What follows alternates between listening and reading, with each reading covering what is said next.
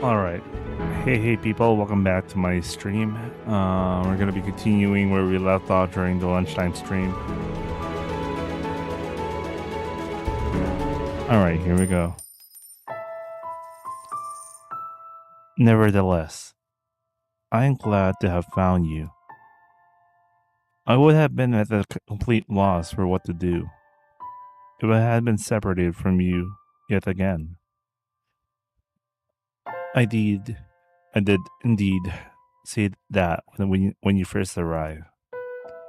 I had been waiting for your return for a very long time, for centuries, as a matter of fact.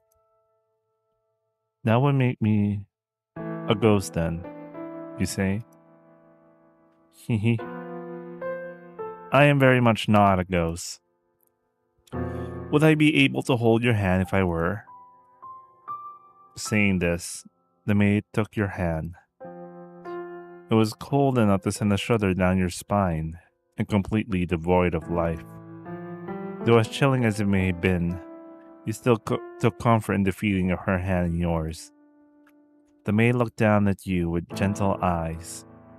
At a few moments of silence, she sat down beside you.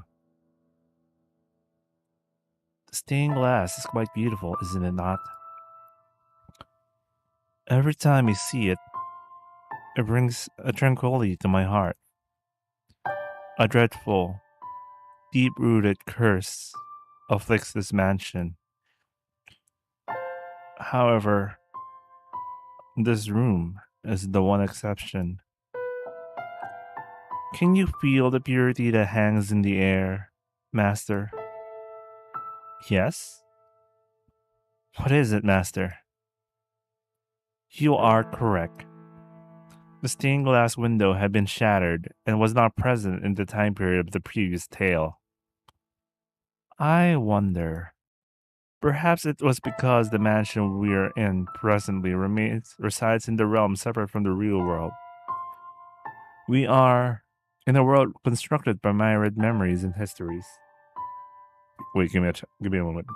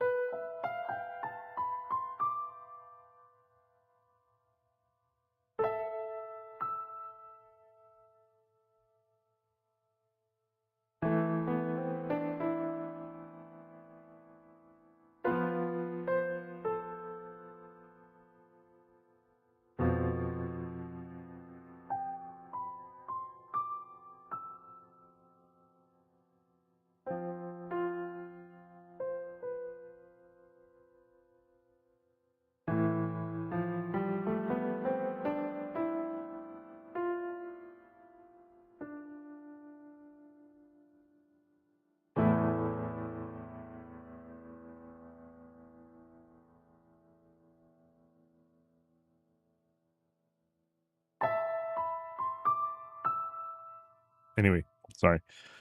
All right, I already read this. I am sure that when you regain your old self, Master, the mansion too shall be restored to its original state. So do try and remember, all right? Oh, yes. Where did you go in my absence, Master? Hmm? I. I see. So you explored the mansion then. And did you find anything noteworthy? Memories? I'm not quite sure what you mean. How peculiar. As a servant of this house, I pride myself in being aware of most everything present within these walls. I wonder whose memories they could be. The key to the master bedroom? Why did I throw away their key? Hmm. I beg your pardon? You say a painting told you? You see perplexity on the maid's face. You had never seen her make such an expression before. I. I know nothing of any key. Oh, master. You should not tell jokes meant to cause others discomfort. Mhm. But the talking painting, you say. You seem to have a rather vivid imagination. Maybe you can tell the next tale, master. I'm only teasing. Now, that was a nice break, but we should get going. The tale I am about to show you is the last of the mansion's memories. I am certain you will remember yourself after seeing it. To our feet, the final door is not far. And please, do not let go of my hand. Holding your hand, the maid led you to the far end of the room. Crossing beneath the stained glass window, a metal door came into view. Wait, give me a second. I'm debugging something at the same time right now. I believe I'm working a little bit.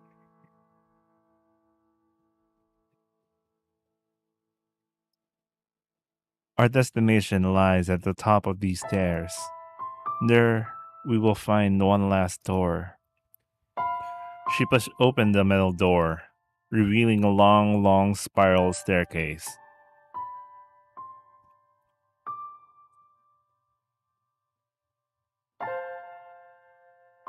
That's a long staircase. For you.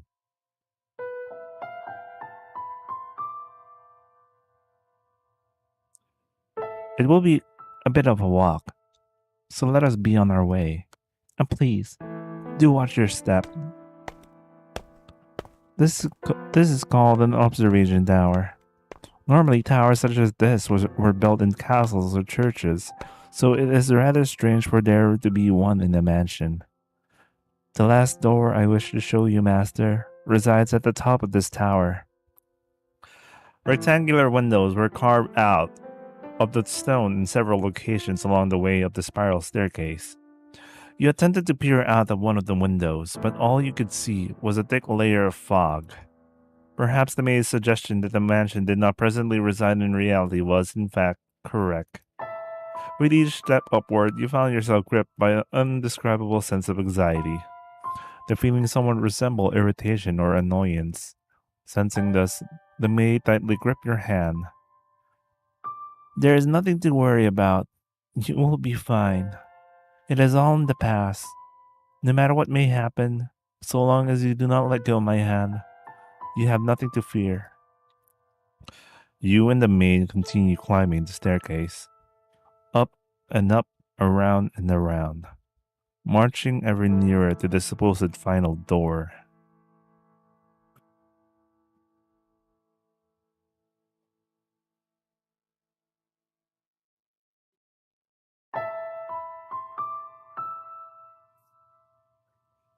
High up into the tower, as the light from below grew distant, a rotten wood door came into view. Patches of what appeared to be blood stained the surface, and holes which had been bored into the with sharp objects of some sort. You heard a scream from far below, where no one should have been. Kill the witch! Kill the witch! Kill the witch! Burn her! Burn her! Burn her! You were struck with fear. The next moment, the maid opened the door. And then you slowly descended into darkness. Oh shit, fourth door. Nice.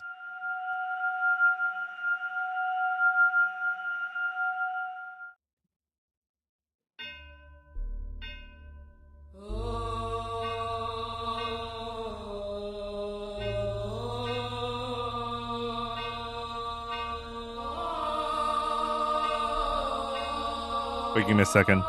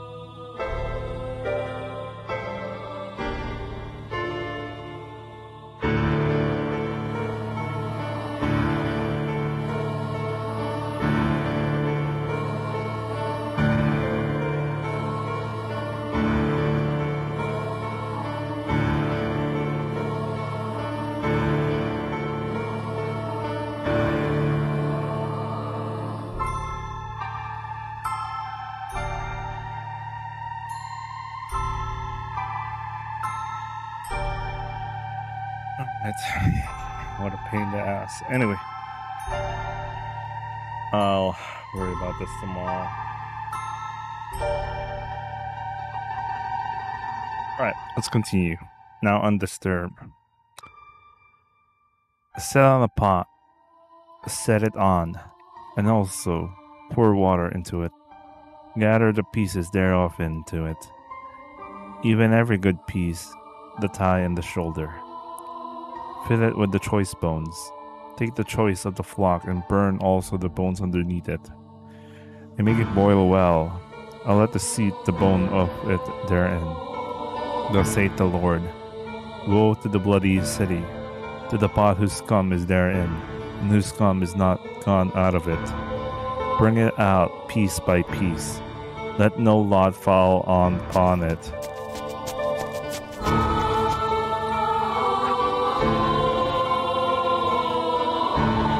Where is she? Where'd she go? She came down this way, I'm sure of it. Find her, and burn her. Burn the witch, burn the witch, burn the witch, burn the witch, burn the witch. Burn her, burn her. Yeah, people chanting burn her. Then I will lead thee upon the land, and I will cast thee forth upon the open field. I will cause all the fowls of the heaven to remain upon thee, and I will fill the beasts of the whole earth with thee, and I will lay thy flesh upon the mountains, and fill the valleys with thy height. I will also water with thy blood the land wherein thou swimmest even to the mountains, and the river shall be full of thee. And when I shall put thee out, I will cover the heaven and make the stars thereof dark. I will cover the sun with a cloud, and the moon shall not give her light, and all the bright lights of heaven will I make dark over thee, and set darkness upon thy land. I seem to have lost them. Now, where am I?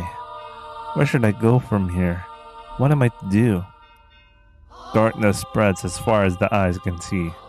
Not a ray of light shines upon me. All that strokes my cheek are tendrils of darkness. Every passing day, every fading hour, my world is engulfed in ebony. There exists no kindness in this shadow, only solitude. I've lost track how long I've been on the run, wandering aimlessly, lost, until I arrive at this dark forest. I no longer have anywhere to go.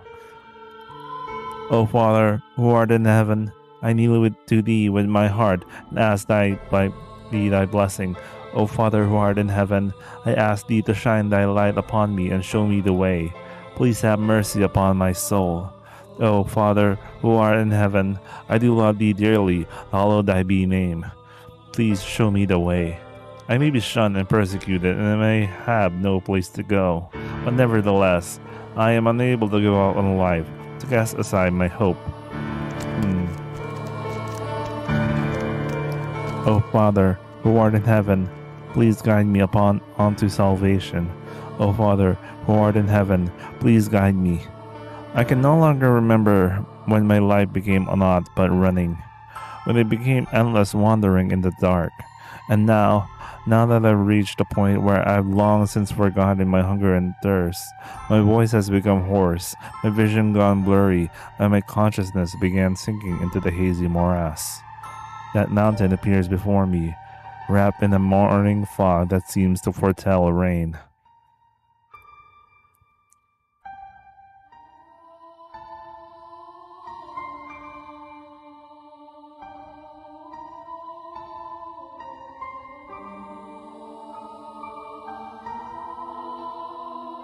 Oh my.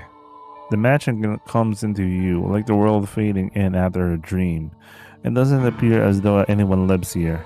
All the windows are neither boarded up or shuttered, as if it's long since been abandoned. A tower, which seems out of place in a personal residence, stands tall beside the mansion. The whole building seems as though it could disappear with a fog. It has an unwelcoming presence, freezing me in my tracks.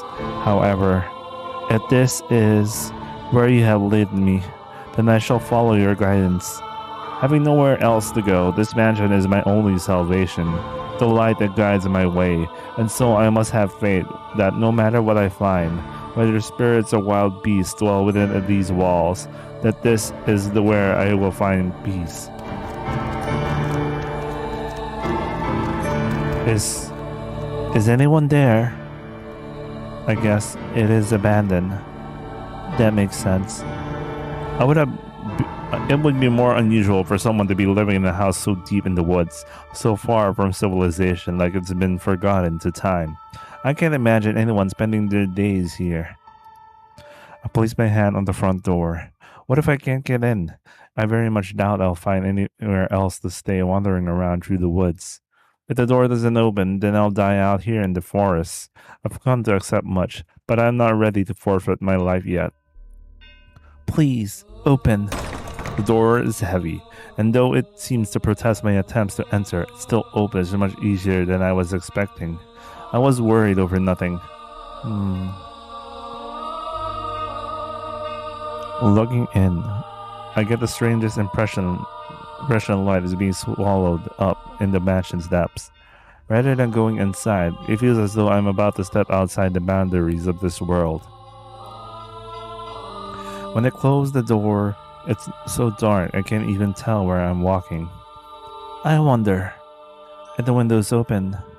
Though I manage to fumble my way over to the window, it's tightly shuttered, and the shutters are caked with rust. I'm probably not getting it open without a fight. If only I had some source of light. I can't even see my hand waving in front of my face. It feels like the floor will fall off from under me. I'll sink into the eternal darkness if I don't watch my step. Fighting back that fear, I slowly walk forward, tracing the wall with my hand. There's a door at the end of the long corridor. I pull it open and with a bone-chilling air brush past me. It's too dark to see anything, but I can feel something different present in this area than the rest of the house. Uneasiness grips me. Is anyone here? My voice simply disappears into the void. No response. As I'm pushing forward through the freezing air, for a split second I spot a shimmer of light. Squinting my eyes, I'm able to make out a large window. Unlike the others, it's not shuttered, but covered by drapes. My chances are slim, I can imagine, but if there's ever a slight possibility of getting some light in here, it's worth a shot. So I pull open the drapes. The next moment, faint but colorful light shines down on me. It's a stained glass window.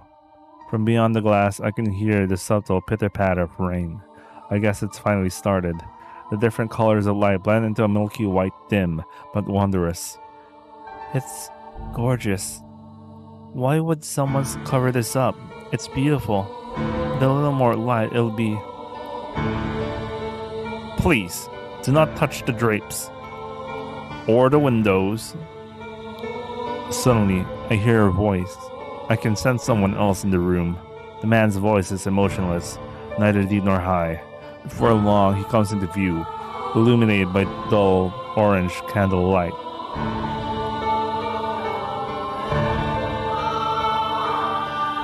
Michelle.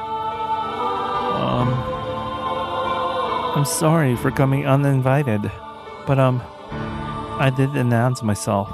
The man stands there, practically blending in the darkness. Has he been there the whole time? He's staring straight at me. His gaze wavers slightly, but not enough for me to read anything in it. The candle in his hand and the light from his stained glass window are the only illumination in the room, neither of which are particularly bright. As a result, his outline is faint and blurred. It gives us the impression he might vanish entirely between blinks. My apologies. I assumed the house was abandoned. I suspect you would have preferred it to be abandoned. Not at all. Is this, do you live in this mansion? Yes, I have for a very long time. I thought I had barred the front door, but it would seem I left it open. What brings you here? If you're lost, I am happy to give you directions. There is a village west of here. It should take you maybe half a day on foot. If you are in need of money, help yourself to some furniture. Trade it for food at the village. Then make your way to a larger town. Please, allow me to stay here. Could you repeat that? I cannot go to the village. No, I cannot go anywhere. I am no longer able to freely return to any town. I'm being hunted. You seem rather young to be a sinner. So you have transgressed. I am neither a thief nor an adulterer. If I bear any sin, then it has been with me since birth. I will do everything I can to stay out of your way. I simply ask that you grant me shelter until it all blows over. If you wish to know my transgression, I will tell you. So please, do not throw me out. I see. And you ask this of me, aware of how people refer to this mansion? Pardon? It's said that a witch once lived in this house. And not just any witch, a cursed witch. This house has been tainted by her seething hatred, and all those who dwell within meet their demise. But you live here, don't you? Like her, I too am cursed. Huh? What kind of curse? The one thing I can tell you is that your life is in danger if you get involved with me. Should you approach my curse, I am likely to take your life. You'll kill me? Yes, so you do not belong here. To live with me in this mansion is to sentence yourself to death. No matter what path I choose, I very much doubt I have a future. And if that's the case, then I shall live how I want. I don't care what people say about you or this mansion. I wish to stay here. You might think I'm rather strange, but my heart tells me that I must stay here, that I was guided here, and hearing what you have to say only reinforces that. What are you scheming? I'm not scheming anything. I am simply tired of running, so if your curse is going to kill me, then perhaps that's for the best. At the very least, you won't be hunting me. You won't try to flay me or tear off my arms or rip off the flesh from my bones, and that's enough for me. If you have committed no sin, then why do they hunt you so fervently? I am accused of being a witch.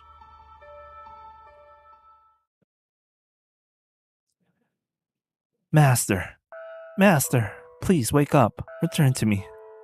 Ah, have you come to, Master? I apologize for sending you through the door without warning. It must have given you quite the scare. But I beg your forgiveness. I have heard terrible screaming from down the stairs and I panicked. You say you saw a white-haired girl? I see. So you made it into the world beyond the door before me. I am deeply relieved that I was able to take your hand before losing sight of you. I presume you have already grown familiar with the atmosphere of this time period, Master. If you have seen her, as you said, then you should have a basic grasp of the situation. She was a very misunfortunate girl in this era, accused of being a witch, abused and persecuted. Her life was in constant danger. It was again her appearance that brought this upon her. The snow-white hair and those ruby-red eyes clearly differentiated her from everyone else. And I apologize. I neglected to mention that this door is unique. As for what sets it apart, that will be made clear as we proceed. The one difference is in the time period. The tales I've shown you began with the beautiful flaxen-haired family, followed by the tale of the bloodthirsty beast, and then the tale of steel and ambition, proceeding in a chronological order.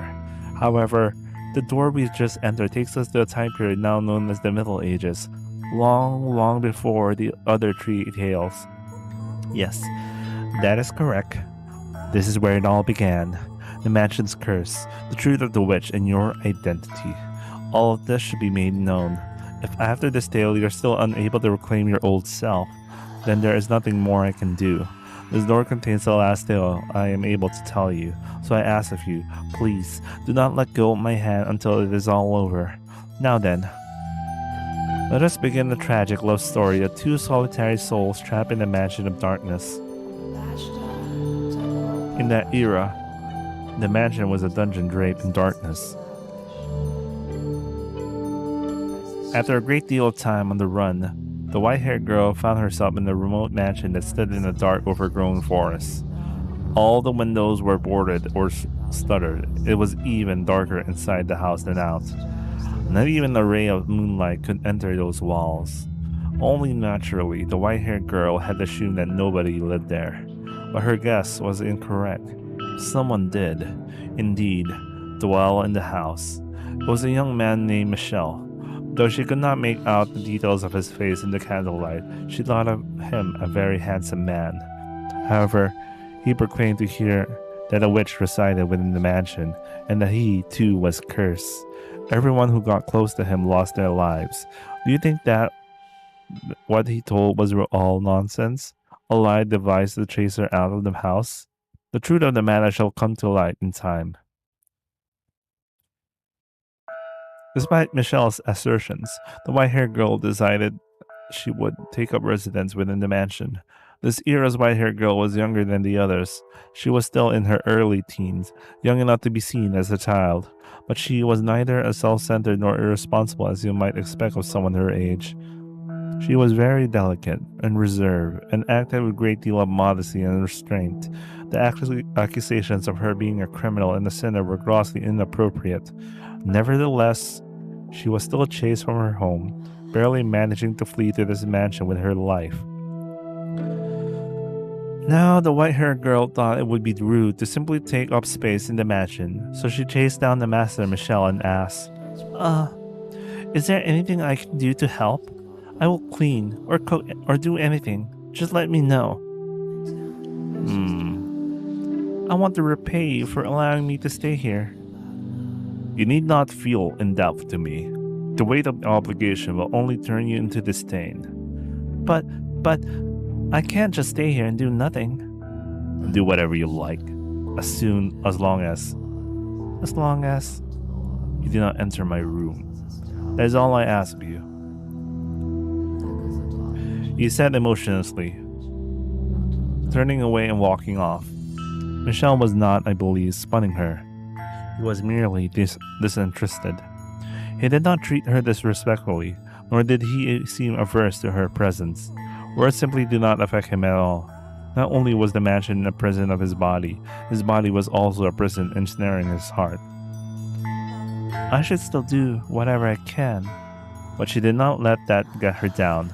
In fact, she might have even interpreted his disinterest as kindness. Though he was a bit standoffish, he did not attempt to cause her harm. It was nothing like the people who had accused her of being a witch and forced her to flee for her life, and she was deeply grateful for that.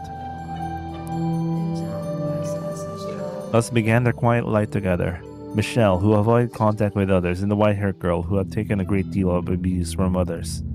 Two people who knew hardly anything about one another, who were too distant to really be said to be living together. Michel spent most of his days in his chambers, so they only ever saw each other constantly, and they hardly ever spoke. Though they stayed in the same house, they both still lived solitary lives. Nevertheless, the white-haired girl wanted to get to know Michel better. She wanted to know why he called himself Curse. Why he lived alone in a dark mansion. How many days? How many years he had spent here in solitude. And while she waited for the opportunity, she also started doing things around the house. The first project she set out to take care of was cleaning. As the windows were all firmly shut, her only source of light was candles. For whatever reason, there was a great deal of candles stored in the cellar. She wondered where on earth he acquired so many, but she never found the opportunity to ask him. It was difficult to even see all the dust and cobwebs with only candlelight, and considering the poor airflow through the house, she was afraid her efforts were going to be in vain. So still she persisted, sweeping and wiping things down, one room at a time. Eventually, she made her way to the library. The dust had settled there was much heavier than any other room. With each breath, she had to fight back coughs. It was not a room one would normally be comfortable spending much time in, but the sight of so many bulky volumes lining the shelves sent her heart aflutter with delight. There, books. Incredible. Real books. The white-haired girl had never seen a book before. She had heard people describe them, but this was the first time she ever seen one herself. The parchment was a very valuable commodity in that era. It was something monks or scholarly priests make use of, not a material one could easily acquire without some degree of social rank. Books were not printed with machines, but copied by hand. A single volume took an incredible amount of work to create. Even the process of binding was an art. Standing before a shelf, she stared intently at the spines. There's so much dust. Does he not read any of them? Just a peek. Just a tiny little peek, she said while making excuses to empty the room as she reached her hand toward one of the books. The tome that caught her eye was on the upper shelf. It bore gorgeous jade embossing and looked like it belonged to a treasure chest. Almost. Though she tended to act older than her age, the white-haired girl was still in her early teens and was not especially tall. Even standing tiptoe, it was just still barely within reach. At long last, her slender fingers made contact with the spine, and she began to pull the book toward her. The library had sat abandoned for some time, causing the covers to stick together. So when she attempted to pull out, several others tilted with it. And then, almost all the books on the shelf came avalanching down on her. Ow! The white-haired girl groaned, buried under the mountain of parchment. She hoped she had not damaged any of her host's valuable collection, for the mess was enough to set back already her attempt to express her gratitude. Looking around, she saw one volume that was almost torn in half. She did not know whether it was in the condition before, or if it had happened in the fall, but nonetheless, she felt horribly guilty. Sitting there unable to get back to her feet, tears began welling in her eyes. Then, suddenly a shadow fell over the dejected girl. I took a book in his hand and returned it to the shelf. For a brief moment, the hand shadow reached hesitantly toward the wet-haired girl, then changed course toward another book. It was Michelle. There was a hint of perplexity in his otherwise emotionless eyes. Perhaps he had heard the noise and come to see what caused it. I'm so sorry. Your books. What were you doing? I'm sorry. I wasn't trying to make a mess. I didn't mean to damage such precious books. There's no need to panic. I'm sorry. You make it sound as though I'm admonishing you. What? Did you want to read the book? I do. But that's not what I originally came here to clean. Clean? Yes. I felt guilty simply being idle. I did say you could do as you please, but you have no responsibility to clean anything. I just ended up making a bigger mess anyway. You need not apologize. Okay. If you want to read, help yourself to any of the books. But I don't know how to read. Oops. I actually didn't even see my my mouse cursor in the quick save shit. Anyway. I just thought the cover was pretty, so I wanted to hold it.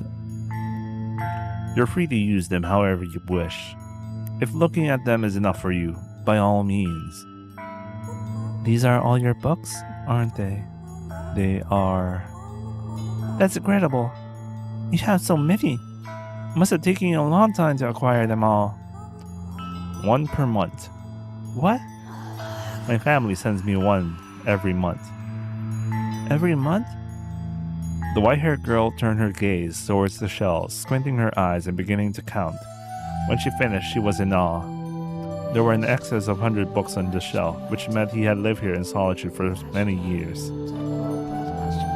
She was at a loss for words. They're dull tomes, dreadfully inoffensive, not even interesting enough to waste a few hours with. Decoration is all they're good for. I see. If you put them to some use, then perhaps my having them won't be entirely meaningless anymore. I'm going to return to my room. Don't feel obligated to clean up. Just a minute. Was there something else? Could you tell me your name? I just realized I had never asked your name. Not knowing what to call you will make the conversation awkward. I want to, though.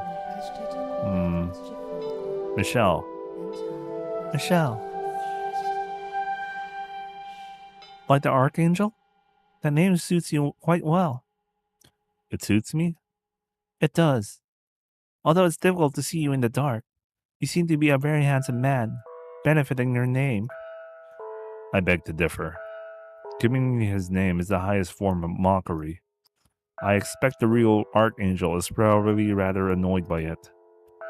I don't know. I think it's a wonderful name. And your...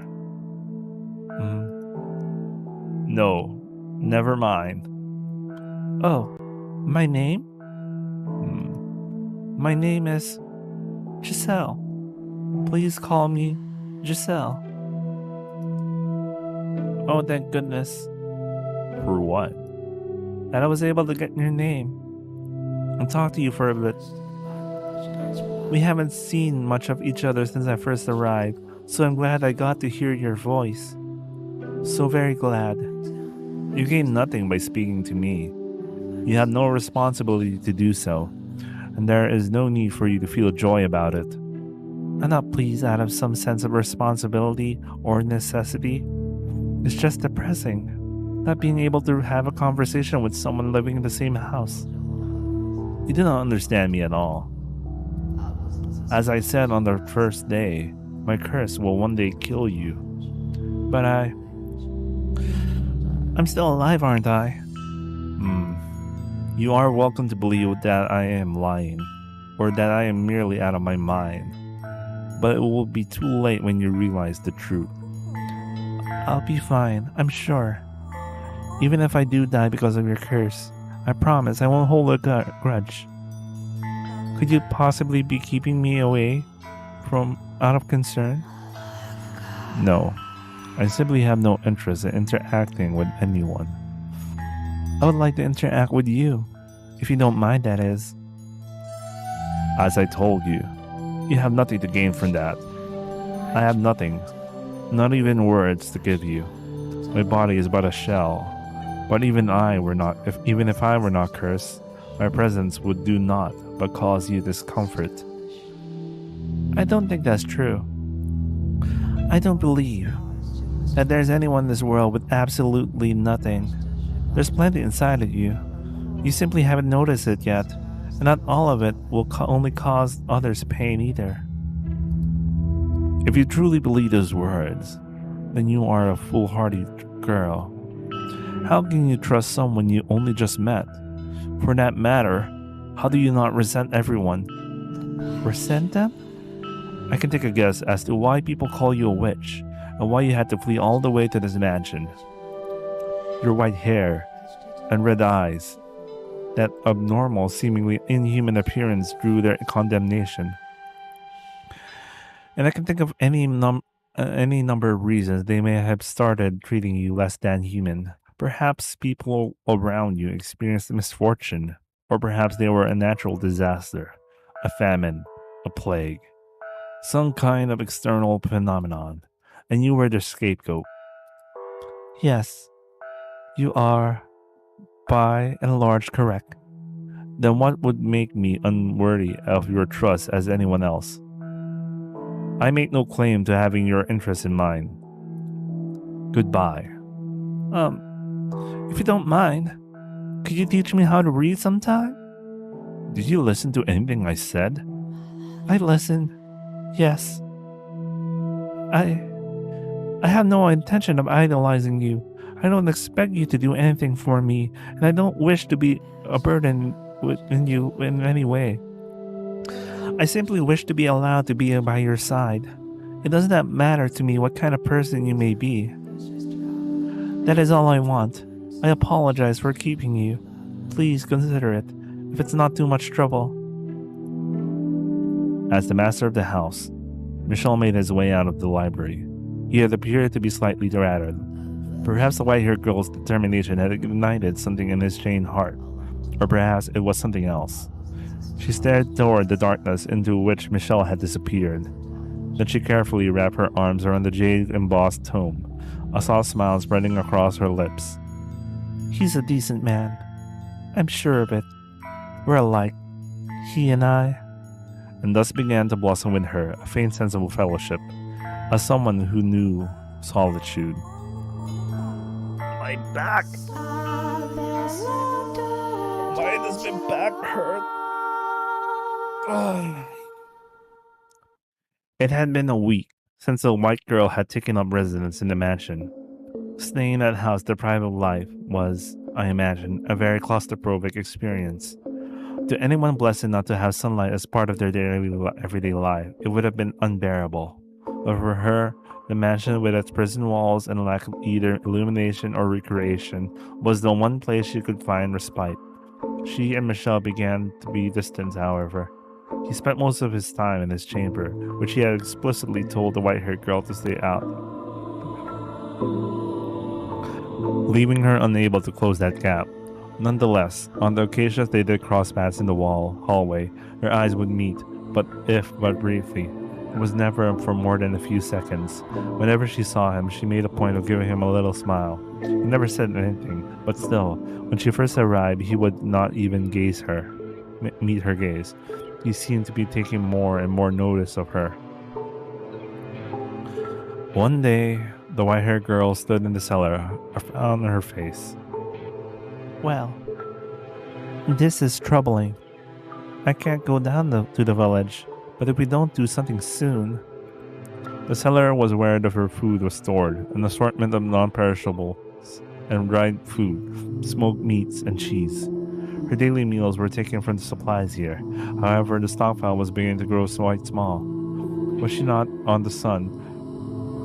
the run, sorry, she could have gone to the village to procure more, or perhaps she was a little tougher and she could have captured a wild animal for its meat. But master, you know, as a young, delicate thing like her was hardly up to the task of hunting for food. How does he normally get his supplies, I wonder? From there, other questions about Michelle started rising in her mind. No matter how lightless he seemed, surely he still had to eat, right? The white-haired girl nodded, then made her way out of the cellar, intending to head to his bedchamber. Ah, but on her way there, she spotted him standing by the entrance, staring motionless at the door, lit by a single candle. He appeared to be waiting for something. Um, may I ask you a question? Go on. I was just down in the cellar, and I noticed we were running low on food. Do you normally go down the village to restock? I haven't been outside in 10 years. Bro, Elito Nito. Wait, I have to come back. I have to go to the restroom really quick. I'll be right back.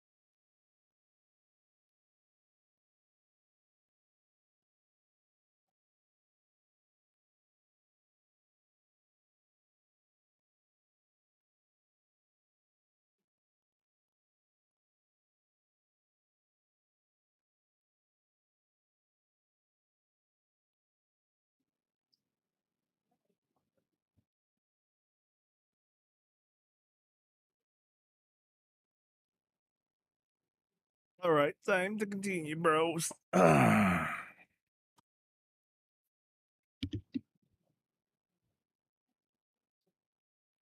Let's see. Remove BRB. Alright. Then, how do you.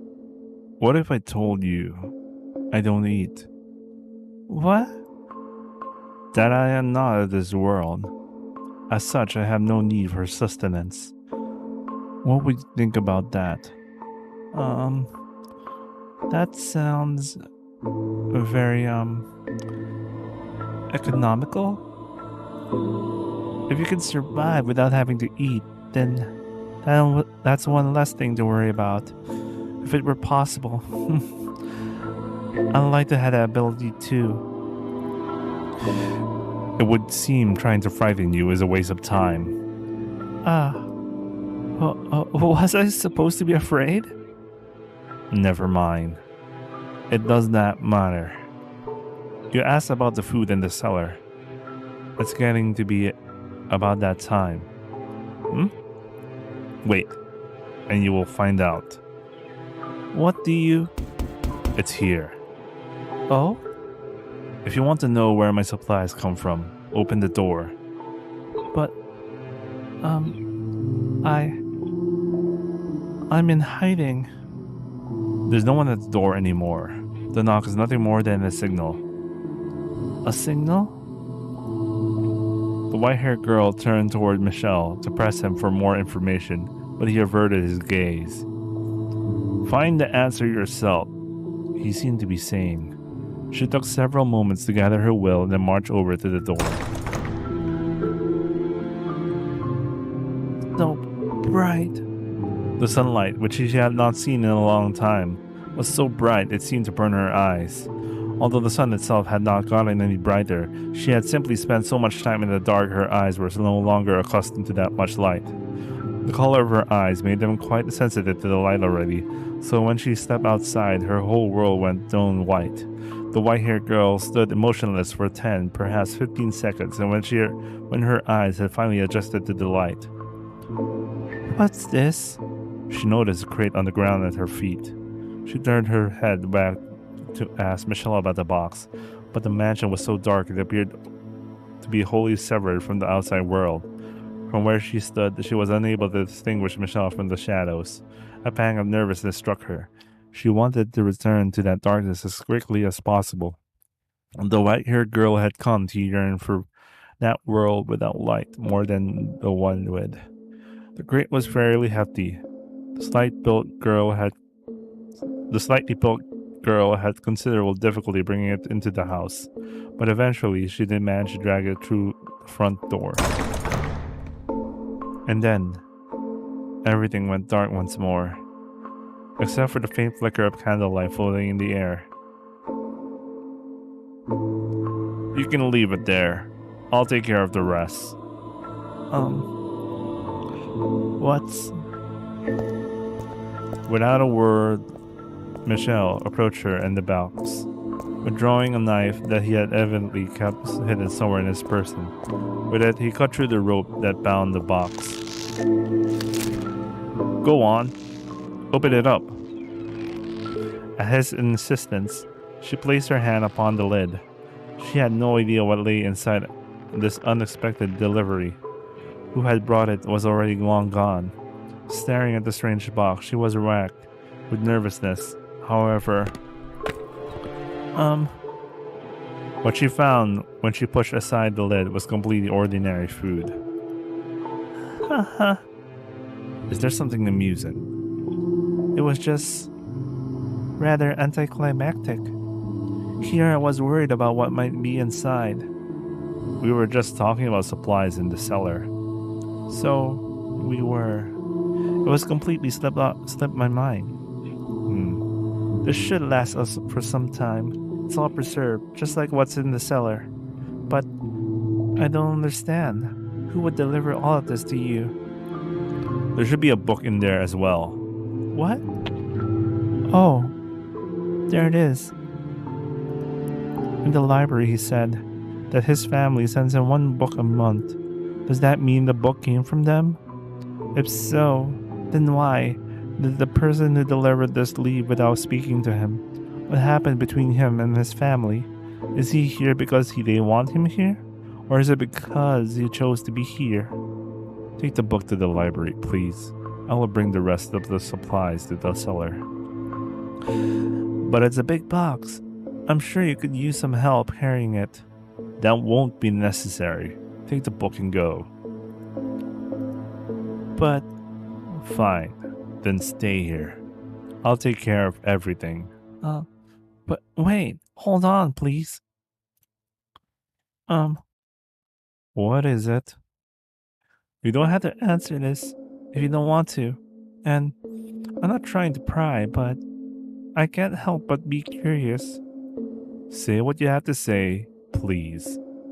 I was wondering if you could tell me why you live here in this mansion.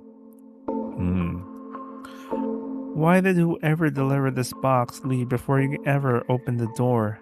Could you perhaps be in prison here?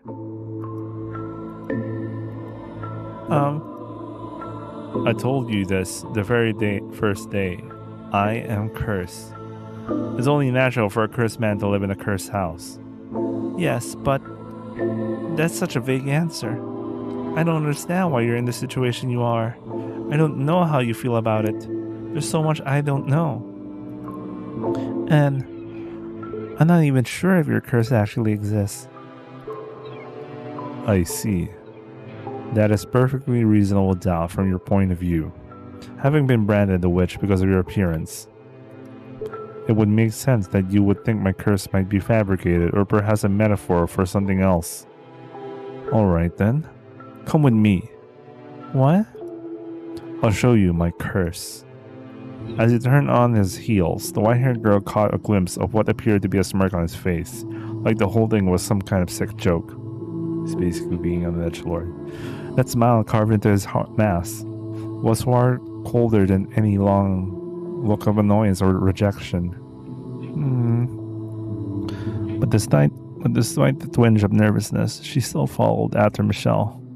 As much as he had stood out in the crowd with such height and long hair, his presence was almost entirely eroded away by darkness. She felt that he could simply fade away into nothingness at any moment. Many things are buried here. Huh? Mice, insects, wild cats, and dogs. Have you ever thought how it's strange how little light there seemed to be around this mansion? You're right. I haven't seen a single creature since I arrived. The only sound you can hear is the wind blowing. Now that you mention it, it did seem peculiar.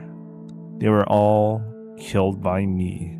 Or rather, they lost their lives because of me. You have your answer now. A butterfly fluttered its way into the growing garden, dancing up and down through the air. Michelle held out a finger for him, and the butterfly, mistaking it for a branch, drifted down upon it to rest its wings. Had the scene stopped there, it would have been a picturesque moment. All that comes in contact with me loses its life. My skin, the breath I exhale, my flesh and blood is poison to all life. But the butterfly's movements began to slow. It spread its wings in one last futile attempt to fight gravity, and then without warning, it shriveled up into a dry husk. It's dead. All dried up and lifeless, like it's been dead for days. It's like his finger drained all the life out of it. Is this his curse? Is that even possible? But I saw it with my own eyes. If this is his curse, though, it explains much. There are more than just insect and animal corpses buried here too. Servants who came to visit me long ago are here beneath the ground, under our very feet. That's why the servant leaves before I open the door. Should he touch me, should he get near me, his very life is in danger. No one is interested enough to see me and to take that risk. No one will have anything to do with me.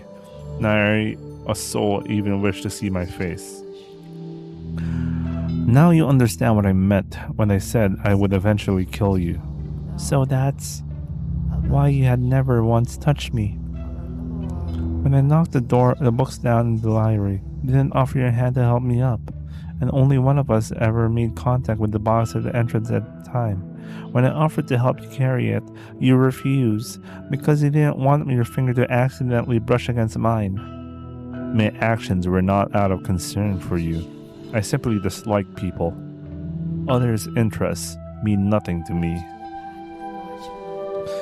What an odd face you're making. Do you not believe my curse is real? No, I do. It is certainly irrational, inexplicable, and unbelievable. But you've shown me more than enough evidence. And I don't believe you're lying to me right now either. In which case, you don't understand how dangerous it is to be near me. You said that if you left, you would be killed. But it had been some time since then. If you're careful to cover your tracks, you should be able to make your escape. You do not belong here. He was telling the truth about being cursed. What a cruel burden to have to bear. I can't imagine just how much he's given up on, how many lives he's inadvertently taken, and how he must have felt every time it happened. How much pain does the loneliness must have given him? How much despair he must carry within his heart? How much sorrow must be weighing him down? Oh no. I will not leave. I will stay here with you. Leave this place. No, I will not. Why? Why do you insist upon remaining in this house after learning what I can do? You have no reason to stay. Tell me, then. Why do you try to drive me out? Oh, sorry, that's the girls. My brain. If you don't care for others, as you say, if you're not concerned about anyone else, then why does it matter what I do? Why does it matter if I die to your curse? You're a very kind-hearted man. You've been watching out for me since the day I arrived. You're doing whatever you can not to inadvertently kill me, to not afflict me with your curse. No. Here's what I think. No one is capable of showing genuine care for others can honestly, truly dislike all people. They can't possibly be indifferent. No, That day we met before the stained glass window, you heard me out. You listened to my plight. You didn't try to chase me out. That day, I thought you to be a good person, and I still believe that. I simply assumed you would leave on your own when it was safe. I never thought you would be so foolish as to want to stay in a house like this with a man like me. How does that make me foolish? Do you not value your life? Are you not afraid of death? Do you not find me unpleasant? The thing I fear most is loneliness. You're probably right that by now I could safely sneak away, get myself somewhere far from here. But even if I did, I would inadvertently find myself in the same situation. The only way I could avoid that fate is to stay away from everyone, to live in a solitude with no one to talk to. I know you understand how that feels. It terrifies me. I'm afraid of having to spend a day after day with no one to talk to, no one to share my experiences, my thoughts, and my feelings with. If that's what awaits me out there, then I want to live with you. I want you to be the essential part of my life. Impossible. Please, don't chase me out. You are a cruel girl. Never again will I allow myself to get close to someone, only to watch them die. And never again. My mother was the first to die. It happened shortly after my birth. Next was my wet nurse. 2 deaths could be considered a coincidence, but as the number rose, it became clear I was cursed, and I was forbidden from making any contact with anyone, even at home. Regardless, being in the same house, accidents will happen. Numerous people lost their lives, attendants unfamiliar with me, or those simply brushed against me by mistake. I couldn't take it any longer. So you chose to move here, to a remote mansion, to keep yourself away from your family. You weren't in prison here. You elected to live alone, so you wouldn't hurt anyone. For better or worse, I was born into a noble house, so rather than abandon me, they provided me a means to live out of sight. I will be very I will I will be very careful. I will do everything I can to ensure no accidents occur, to keep you from being alone again. I will not, for any reason, touch you. You will have my promise. Your curse takes the life of anything you touch. I've been here for a while, and that has not befallen me yet. As long as I do not touch you, there will be no problem. Also, and I apologize if this is simply me reading too much into this things. I feel like we're two of a kind. I fear being utterly alone more than anything, and I think you understand just how scary that is. Hmm. So, hmm, why are you so stubbornly insistent on being with me, on it being me? I'm sure there's someone else out there, someone you're meant to be. You may not have found them yet, but I believe someone like you eventually will. Because unlike me, you will have the vigor to press forward. It has to be you. I'm certain of it. Why? Because, well, I, You can't tell me? No. I can just, I, please don't get upset with me. Hmm? I think I might really, really love you. Jesus Christ, bro. What the fuck? Alright, okay. Of course this is a love story. Of course it is a love story. Anyway, coming back. His was a power invoke images of witches or demons, the unclean and the impure. A mere touch was all it took for him to strip man and beast alike of its life. God has a cruel streak to bestow such power upon such a beautiful young man, and such a strange power it was indeed, like something out of a fairy tale. Like something confined to words upon the page, it seemed otherworldly, unbelievable. Nonetheless, he had demonstrated to the white-haired girl his peculiar powers were indeed real. That said, the world had its fair share of oddities. It just so happened that those curiosities tend to remain hidden away, known only to a few. Although you had laid eyes upon a number of unusual phenomena yourself, Master, the doors to the past through which we have passed, this very mansion, and, as a matter of fact, the two of us. Now, as you just saw, the white-haired girl found herself enraptured with this man and his accursed power. How do you think Michelle acted in response to her proclamation? I spent so long refusing to interact with others. No, unable to interact with them.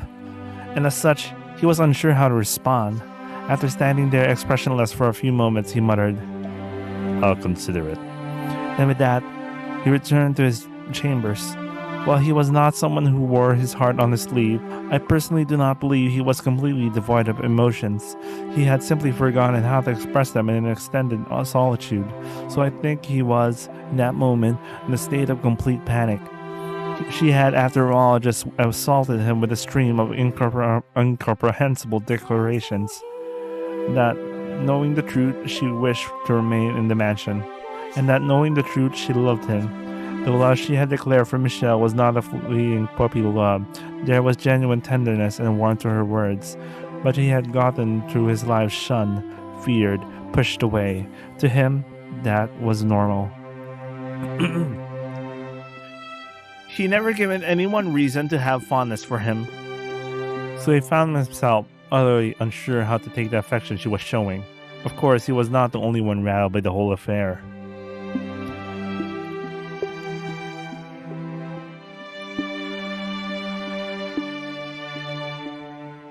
Oh dear. Several days had passed as Michelle asked for time to think.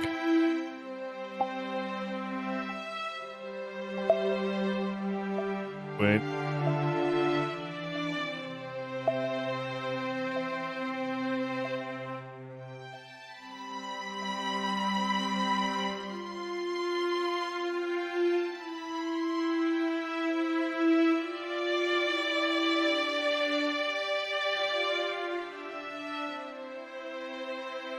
Wait, I need to do something. Something weird about my Discord happened just now.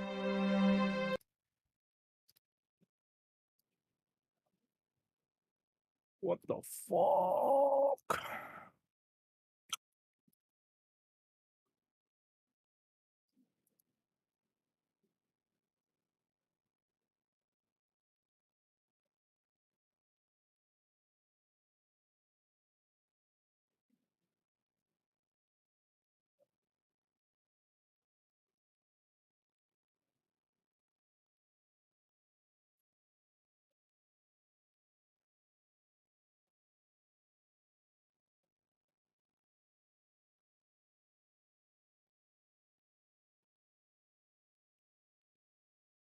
Yes.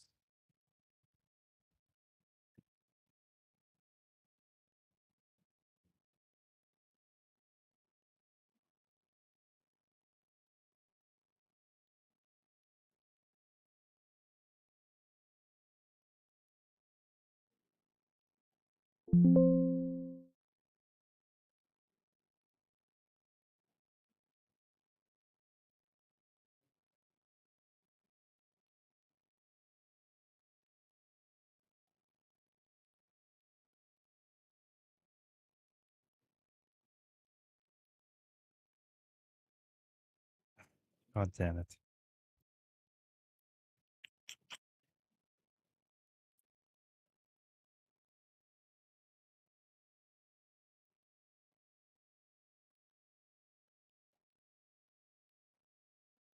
Internet.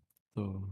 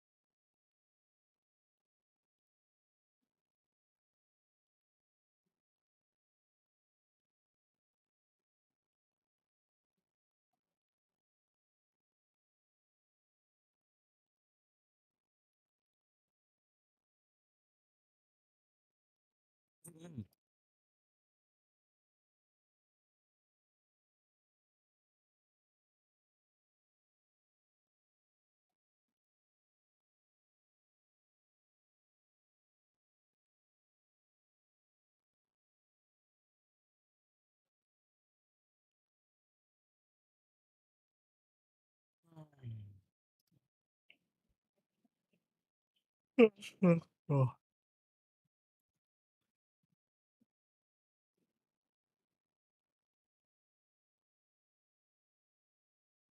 think I'll end stream at 9, 8, 8. I think 8:30 or probably 7:30. Depends on how tired I am.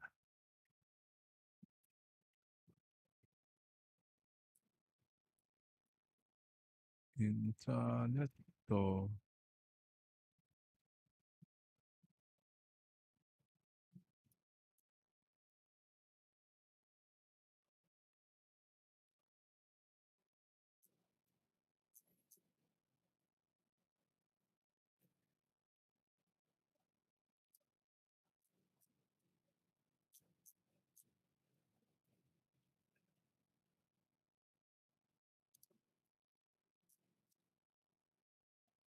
All right.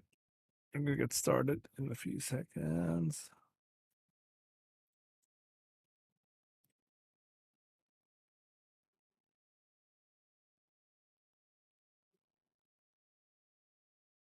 Okay, that's not exactly few.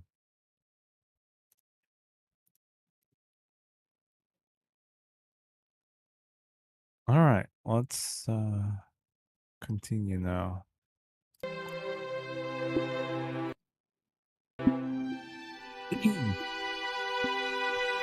He had still yet to show himself again. This is all my fault. The white-haired girl paced anxiously through the halls, on the odd chance she might run into him. As per his request, though, she kept her distance from his chambers. Nevertheless, she was beginning to worry about the fact he had secluded himself away for so long, so she worked up her courage and made her way to his room. What if he doesn't want to see me ever again? I didn't consider I might be overstepping my bounds before opening my mouth. Every step she took was slow and laborious. Her mind raced with worry and doubt. I should at least tell him I'm sorry, rather than out of desire to know how he felt. She was completely compelled by guilt and desire to apologize. After walking for some time, she arrived at the door, sitting in an utterly unlit hallway. She drew in a breath of musty air and let it out, repeating the process several times. Next, she reached her hand up to knock on the door, then pulled it back, also doing this a number of times. Oh, how adorable she was. I wanted nothing more than to give her a little nudge. After all, she was too sweet a girl for her worries to be anything but misplaced. I just can't find the courage.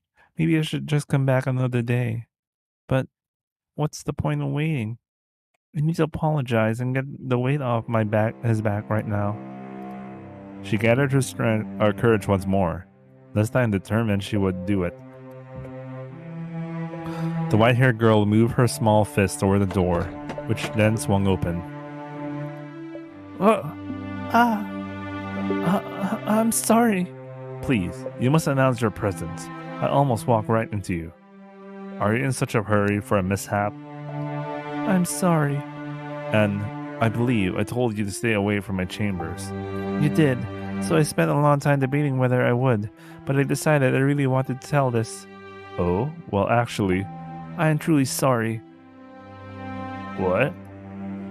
The other day I could barely manage to get my words in my head all the way to my mouth. There was no room in my mind for anything else. I shoved my own thoughts and feelings to your face, not considering that might not be what you wanted, just running, non-stop, not thinking at all. I was terribly disrespectful to you, completely selfish. You're a kind-hearted man, I truly believe that. But you were only being courteous because you're a nice man. I'm sure you have little interest in the affections of a queer little girl. So... Sorry, I said that with Michelle's voice. I would love if I could stay here. It would be a wonderful blessing. But if you don't want me here, if my feelings are imposing upon you, then I apologize. I'm sorry, and I'll take my leave of this house.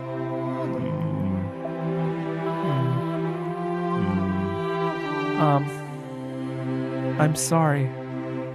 Don't be... My mind went blank for a moment. What? I find it difficult to comprehend you. The other day you were firm in your intentions to stay, and now you'll say you'll leave without a struggle. You hold up in your room for so long that I thought, you didn't want me around. To be honest, I want to stay here. I do. I think you should do whatever pleases you. Huh? You can stay, or you can leave. I will not pressure you to do one or another. So, I'm not imposing? To tell you the truth, I had to think about that for some time. However, I have now come to something of a solution. Since you're here, come into my room. What? But I thought I wasn't allowed to. To prevent that almost happened a few moments ago, so we don't accidentally run into each other. Sorry. You're forgiven. Now, come in. Okay. Is this a necklace? If that's what it looks to you, then I suppose that means I succeeded. Pick it up. It has a little bell. It's adorable. I guess she's now a cow. What did they mean by this? Please, make an effort to wear that while you're in the house. Because it's so dark, there will always exist the risk we might accidentally bump into one another. So try to come up with a way to reduce that risk. Does that mean you didn't leave your room because you were working on this? That's right. What other reason would I have? I think most people would assume it was because they put you in a bad mood, or that you didn't want to see them. I have a little sense of most people to see the world. Sorry. I appreciate it though. I'm really glad to know that you put so much thought into a life together with me. It would be difficult not to, after the other day. I'm so happy right now. I can't think of any better word to describe it. I couldn't be happier. You're being dramatic. To tell you the truth, I feel a little bad about it. Why? It seemed rather impermanent to affix a bell to some. Yeah, it does. Because it feels like you made her into a cow or a goat or something. Or even some dogs and cats have like collars with like bells on them.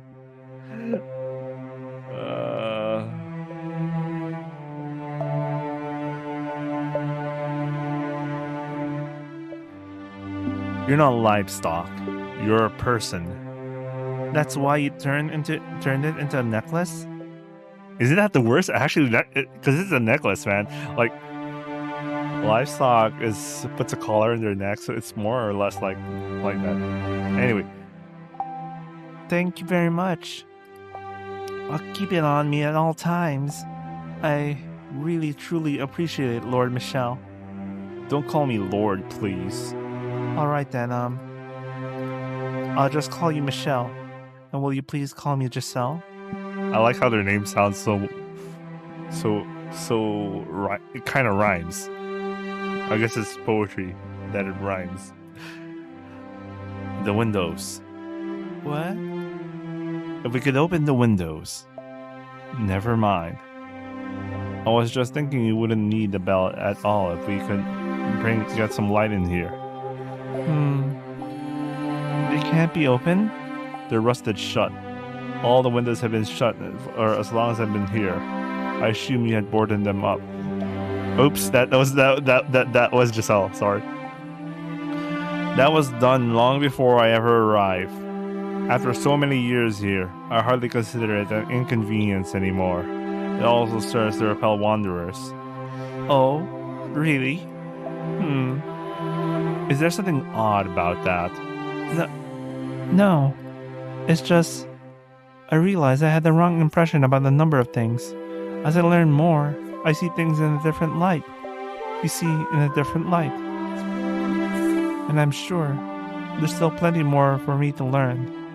Of all the people I have ever met, you are perhaps the most difficult to predict. Not only do you have no aversion to the darkness,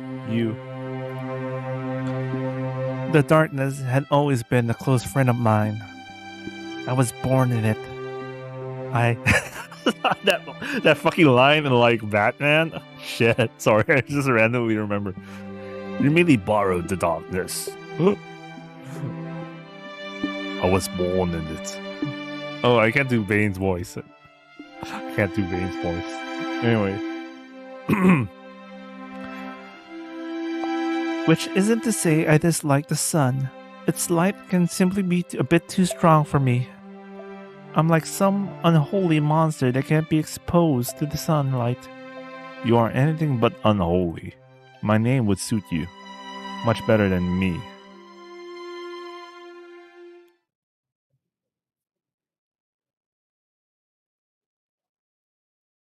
Wait, let me try to save.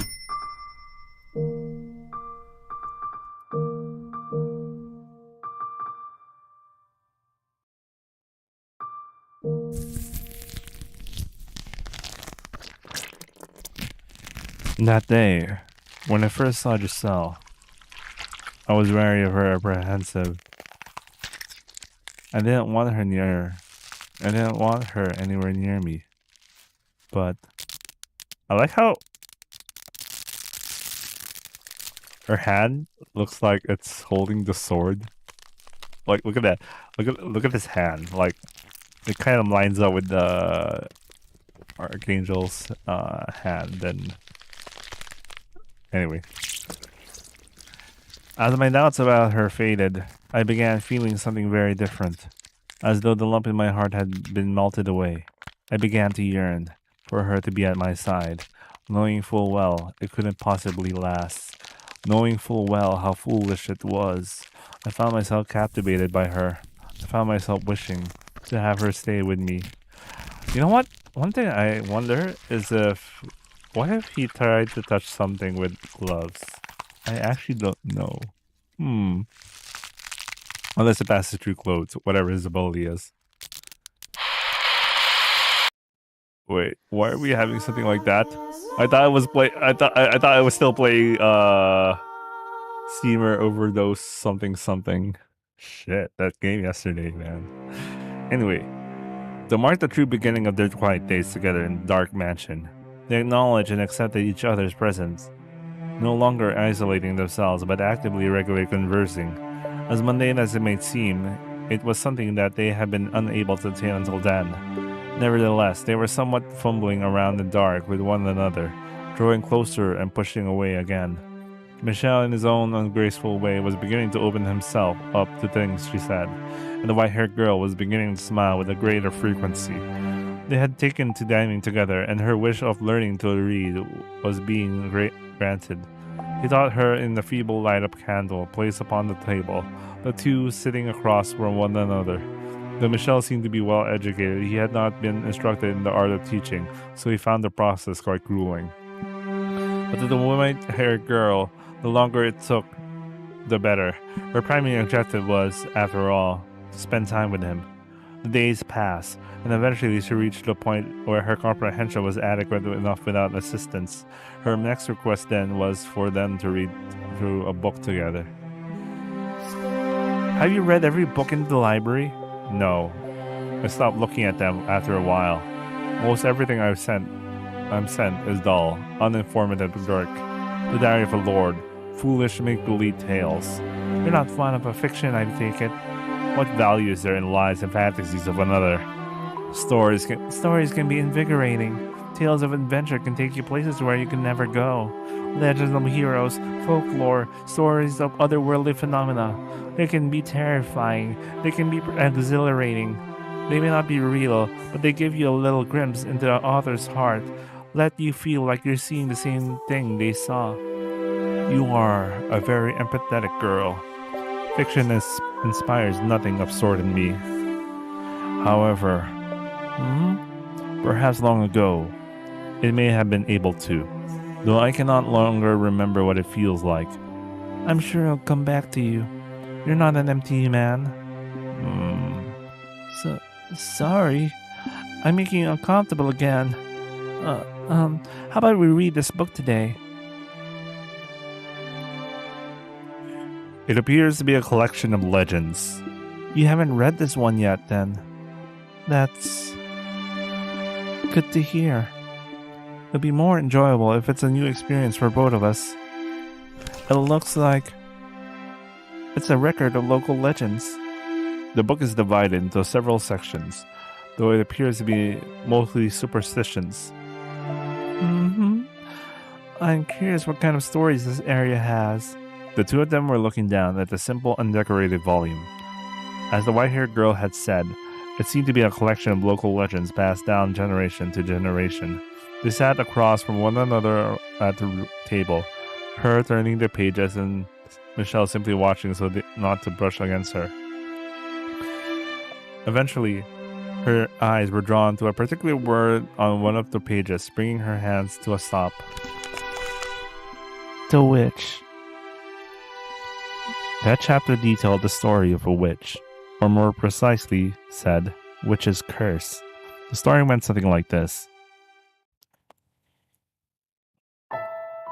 There was once a witch, skilled in the dark arts. She lived a meager but peaceful life among the other villagers.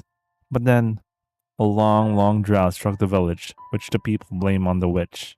The witch was sentenced to death, and as fire blazed around her, smoke rose high in the air. The smoke soon became rain clouds, blessing the village with an end to a drought. crops were revitalized, and the villagers fancied themselves heroes. However, the rain also brought madness upon people. Through the earth below them was a lush fertile. Though the earth below them was lush and fertile, the villagers were losing their minds, and they eventually began to take each other's lives. The witch still lived on in the form of a curse. Many fell victim to the witch's curse, though it did not only take it also fulfilled people's desires. The village had gone mad, but their wish for their freedom from the drought had been granted. Thus the legend had been passed down as follows. The witch will grant you your wish in exchange for great sacrifice. As smoke in the sky, she watches down upon us from above. To reach the witch, climb for the heavens, but know that the road is a road to destruction. People still believe in the witch's legend even now, I suppose. And that's why I face accusations of being a witch. That is not an area very welcoming to This is not an area very welcoming to outsiders, especially one who stands out as much as you. What brought you to this region in the first place? Mine is a story I'm sure you heard before. I was cast out of my house. I come from a very poor family. We could barely even afford to keep everyone fed. Being as weak as I am, it was only natural that I would be the first to go. I see. What I don't understand, though, is why the witch is said to grant people's wishes. That is to say, she had reason enough to hold a grudge, but not to give people things they asked for. All we have to go on is a few pages. There's no saying what might have been changed or added over time, and it's almost uncertain the entire legend isn't written here. That said, if we are to accept everything as written, you can infer what the witch reason might have been.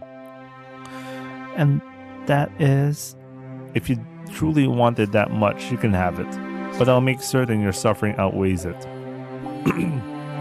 Despair that comes after a moment of happiness is far more agonizing than despair alone. I presume that is why the witch decided to grant people's wishes. That is one way to look at it. May I ask you something? Go on. When I first arrived here, you told me that the cursed witch used to live in this mansion. After reading this legend, I'm now finding it hard to believe you made that up simply to scare me away. I appropriated the tale. Nothing more. It's said the witch was born in this house. What? Quite the place my family found for me. But it was a clever decision to putting me here, I think. Not many people are likely to come near a house with such pedigree. But... No. Never mind. That makes sense. I suspect I know what she was going to say then. If the witch is said to grant wishes, then wouldn't that also attract people who desperately want something? They do not care what price they must pay, and perhaps she was correct. Perhaps there had been those who had come to the mansion chasing after the legend, and perhaps they had encountered Michelle, touched him, and lost their lives. On that day in the garden he had said, "Many things are buried here." Perhaps that included such visitors. I wonder if that story might be more than mere superstition. If the witch of legend really did exist, what would you do? It might be nice to talk to her. Maybe. That's all? Really? I feel a little bad for her though. The only people who ever visit her are those who ask for something after all. I can only imagine just how lonely that must be. I swear, I cannot comprehend the way your mind works. Sorry. Although, if we assume the legend is true, I have an idea what climb for the heavens might mean. Oh? The mansion has an observation tower. Or, I suppose what used to be an observation tower. At any rate, it was a quite tall structure. This is the house where the witch was supposedly born. A tower reaching for the heavens seemed like the perfect place to find her, if she really is here. Oh yes, I remember seeing a rather tall structure as I first approached the mansion. Would you like to see it? Of course. Please, lead the way. The two of them left the library and made their way to the room with the stained glass window. At the far end of the room was the stairs to the observation tower. The tale of the witch had piqued the white-haired girl's interest, white-haired girl's interest, inspiring her to put herself forward to satisfy that curiosity. She had, after all, been accused of being a witch herself, so she undoubtedly felt affinity to the legend. What a sweet girl she was.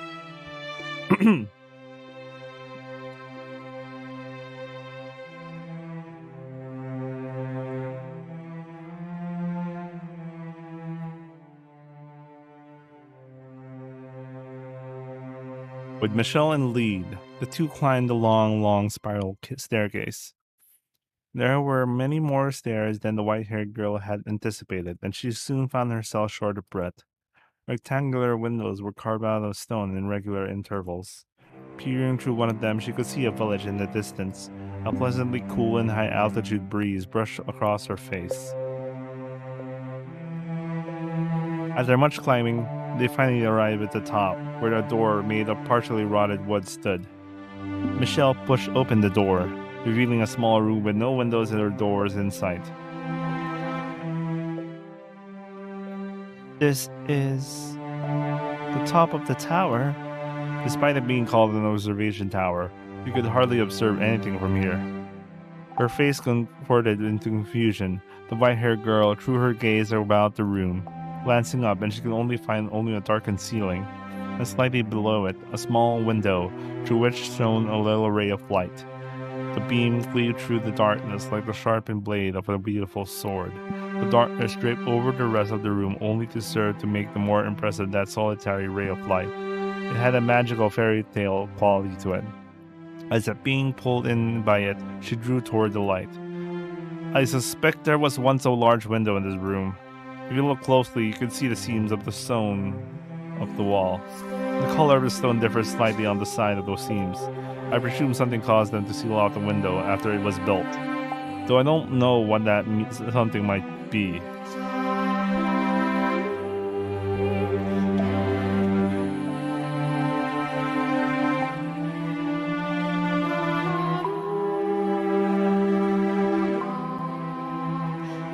When Michelle's eyes fell upon the white-haired girl's wrap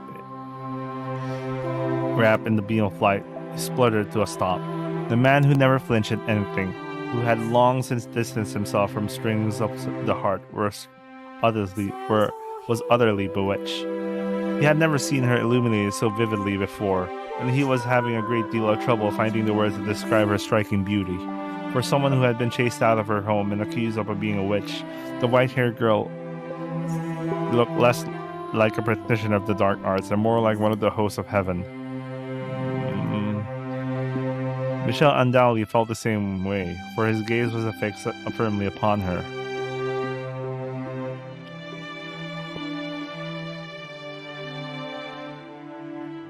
Dazzling, isn't it? Like a staircase leading to heaven. Yes, perhaps so. Is something the matter? No, I'm fine. You know, it feels like there's something odd in the air here. It feels like someone actually might be listening. If the witch were to speak to you, what would you say to her? I would ask her to tell me her true feelings, to tell her what kind of person she was, and what kind of pain she had to endure. I just want to know what she felt. This woman people granted a witch. Oh no. Don't tell me this entire story is a monkey's paw situation, man. I don't know, man. This is like that stupid shit scene in like Code Geass when Lelouch asks Euphemia, what if I asked you to kill the Japanese? Without knowing his Geass activated. Anyway, let's continue.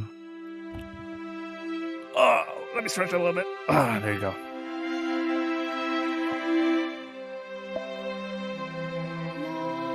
The legend was written from a neutral perspective. It's possible she was a fearsome witch. It's also possible she wasn't. I get the feeling She was just persecuted like me and you. Unlike you, I truly am impure. Disagree all you want, but my touch kills. I'm a strange, incomprehensible, irrational creature. Or maybe I'm not even a living being. And that's why, when I touch something that is, I bring them death. If only I actually were a witch. If only I actually had some kind of extraordinary power, regardless of whether it came from God or the devil, then I would be able to grant people's wishes. My wish need not to be granted. But it's what I want too. I wish to be able to touch you. I would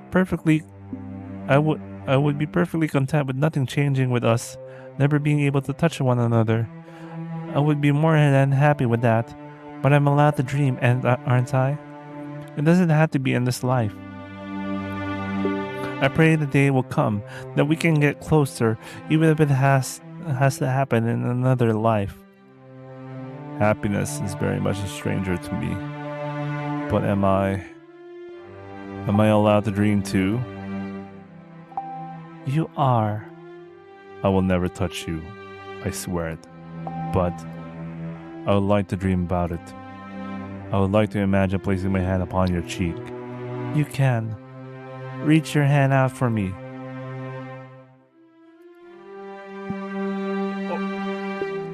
I will imagine it. I will imagine it too. I am imagining your fingers. Oh man, I can't think this shit. Oh man, this sucks. Oh man. It hurts. Anyway. I'm imagining your fingers running through my hair, brushing up against my skin. I can feel your warmth. There was a wall between them, a wall they could not cross.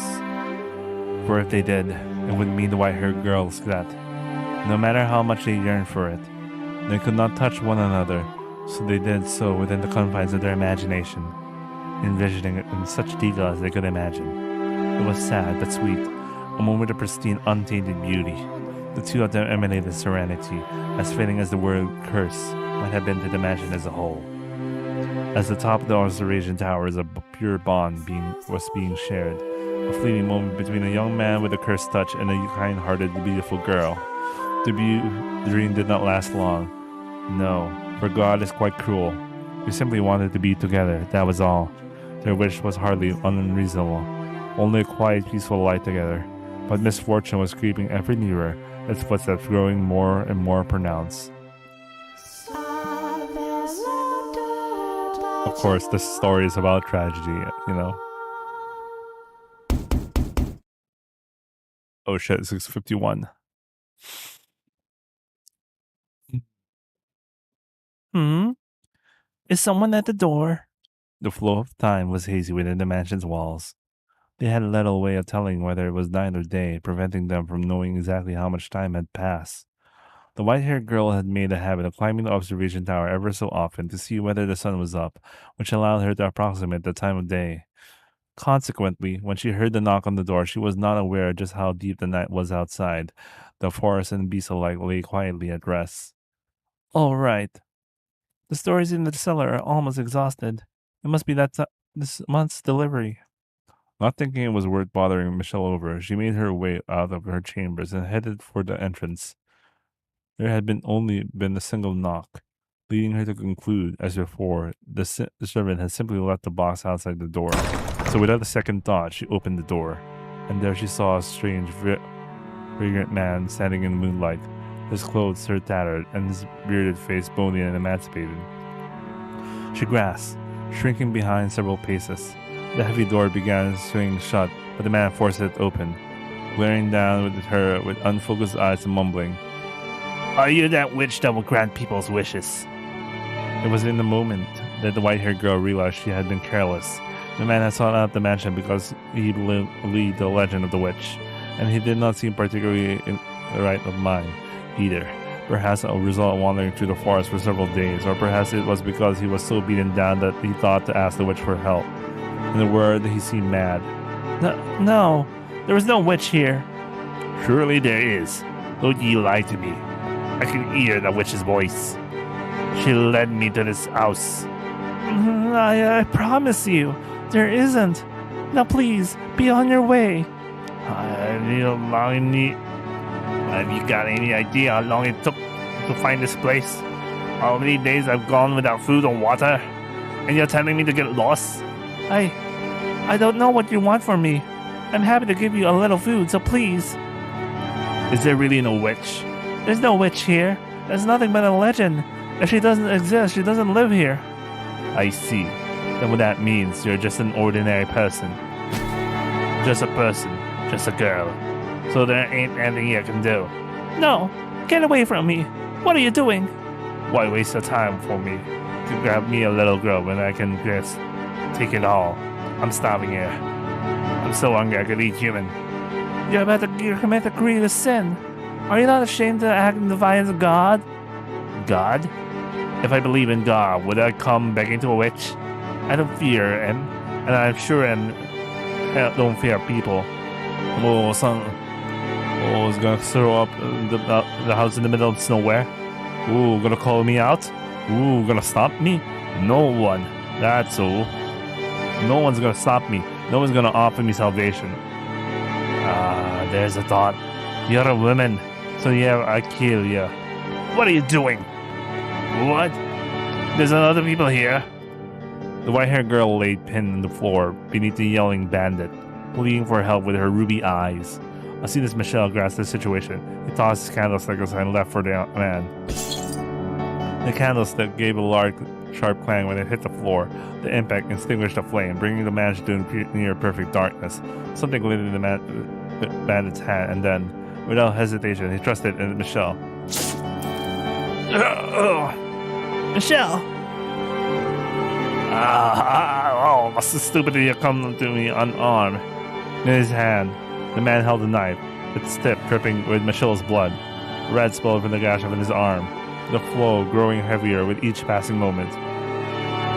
You're the only other person I hear by the looks of it, huh? Perfect, I'll take you about... You. What? You don't appear to know whose house you tried to break into. What are you talking about? Regret your ignorance to the very last breath. You're messing with me, you dead madman. I say the hell back. Take one more step and then... The hand. The hand. I inherited the witch's curse. Let go of me. Michelle clutched the man's face in one hand. The man raised his arm to strike back, but... What's happening? The strength drained from his fingers, the knife falling to the floor. The man with it in Michelle's grip. My face, I can't breathe. Leave this place immediately, though you won't get far afflicted with my curse.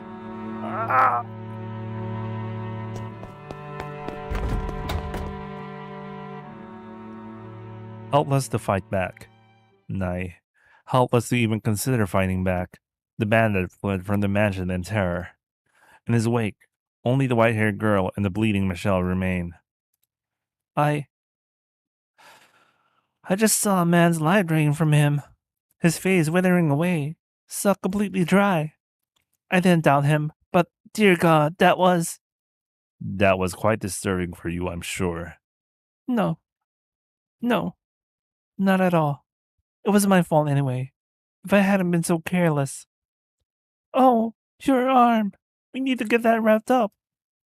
Please, don't touch me. You mustn't touch me. This wound is hardly fatal. It's all my fault. I'm so sorry. No. A degree of blame falls on me for saying nothing. Next time someone comes to the door, let me know. I'm sorry. Please. You don't need to apologize. I Hmm. Well, yes. For once, I'm actually proud of myself. Proud that I could use this terrible ability of mine to do something more than just take life. To protect someone I care about. Uh, r- uh, so like I said, please don't apologize. All right. Thank you. Uh, Michelle? Hmm? I'm glad you're here. I care about you too. Th- Thank you. Sorry. I realized my diction was kind of weird. Had the flame of Michelle's candle not gone out when he threw it in the floor, he would have seen a heartfelt smile from the white haired girl's face, and she would have been flushed of red and an awkward smile on Michelle's normally blank face. He also might have seen a slow little glimmer of her cheek, where a few drops of his blood had landed, but alas, they had no light. I wonder if his blood was also dangerous. Like if he got sprayed by his blood.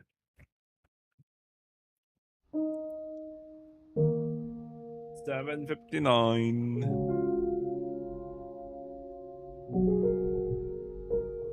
Starting to get hungry actually. Like legitimately hungry.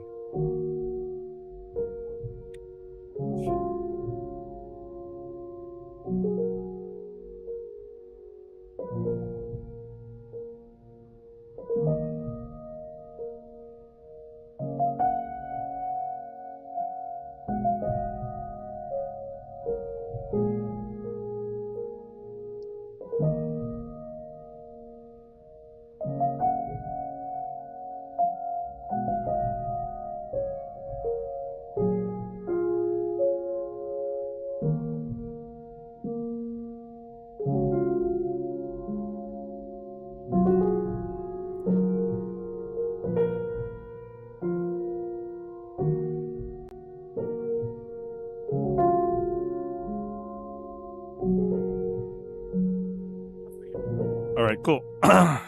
Sorry, I got distracted by my phone.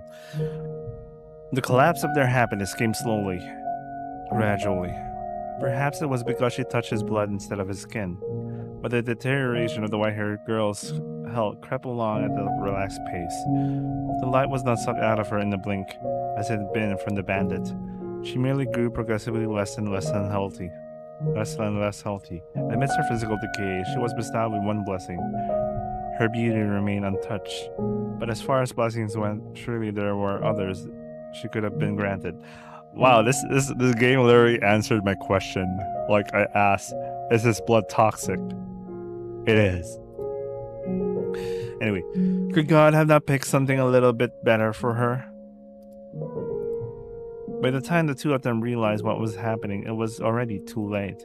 The white haired girl had grown so weak she could hardly leave her bed. Yes. Oh, you are here. You are there. I am. Thank goodness.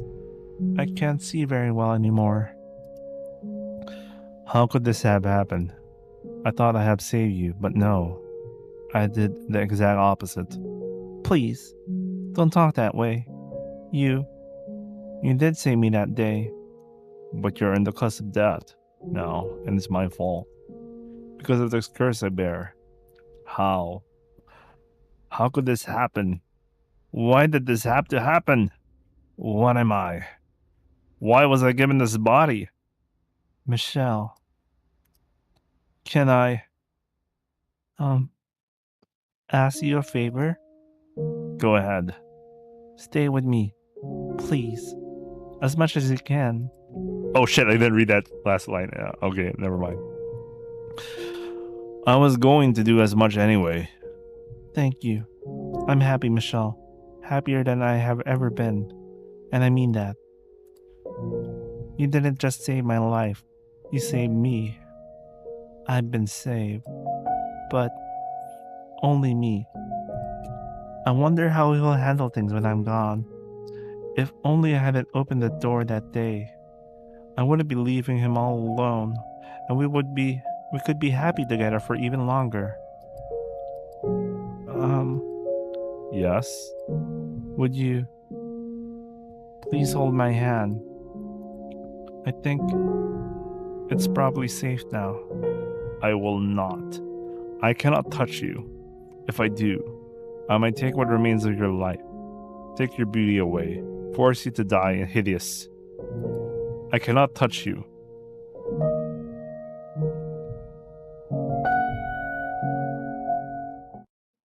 What's up with those? I really think I was playing the streaming game again.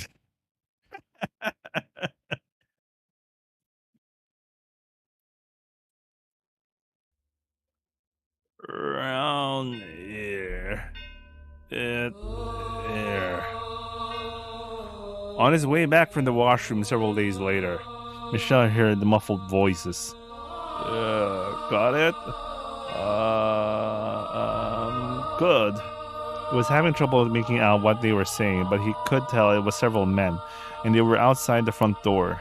The fact he could hear them all through the heavy door meant they were all probably shouting loudly. An indescribable sense of unease came over him, dread. He drew nearer to the door and focused on the voices on the other side. They grew clearer enough for him to make out what the men were saying. Everything's in place. We're ready to kill the switch now. This is definitely the place. That half-dead bandit said she was in this mansion. Listen well. No matter what we find in there, we kill it. It could be a child for all I care. That doesn't change anything. Kill the witch! Kill the witch! Kill the witch! Kill the witch! What he had heard beyond the door was a group of men shouting for the death of the witch. In that moment, Michelle regretted the decision to let the bandit go free and not watch over him until the moment of his demise. He must have made his way down to the village in search of help, where he revealed what he found in the mansion. Damn it! But it was too late. Regret would solve nothing. He could neither stop the villagers from raiding the house, nor could he stop the white-haired girl from dying from the effects of the curse. He was helpless to do anything. The gears of his fate had locked him onto the path of tragedy and were turning mercilessly forward. The men had begun breaking down the door what sounded like a battering ram. While the first strike was not enough to breach the barrier, it was still quite powerful. He was certain it would not hold for long.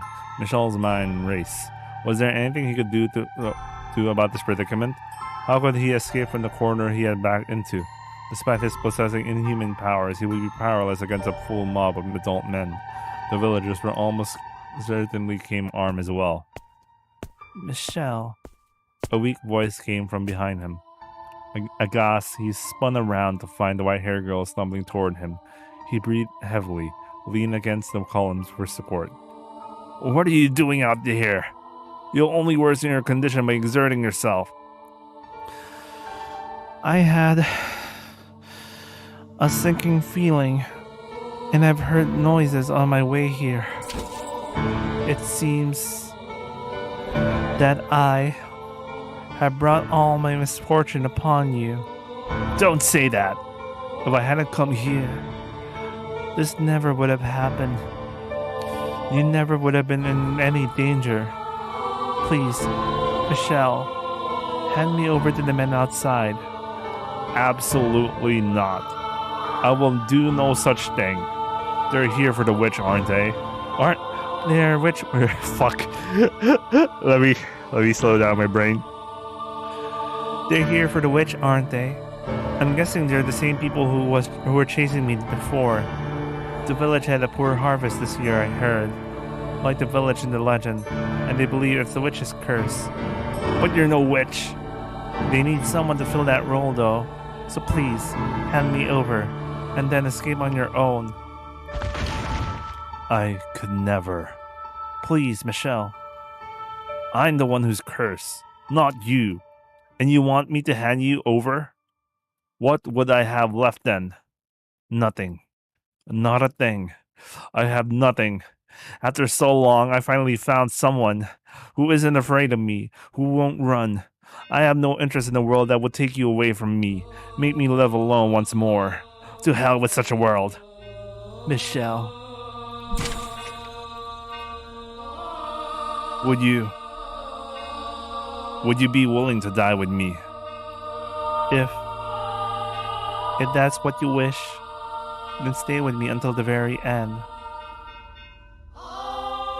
Oh shit, bro. I probably wanted to hear that just as much as him. No, not probably. I did. I wanted to have someone at my side as much as him. It's so lonely not having anyone.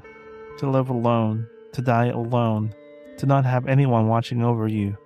For no one to even know you're dead. I simply wanted someone to tell me they're here for me, to be there to hold my hand. How wonderful that would be. That sense of utter relief it would bring would be enough to cast away all the pain, to allow me to accept all our suffering. So please, tell me you'll.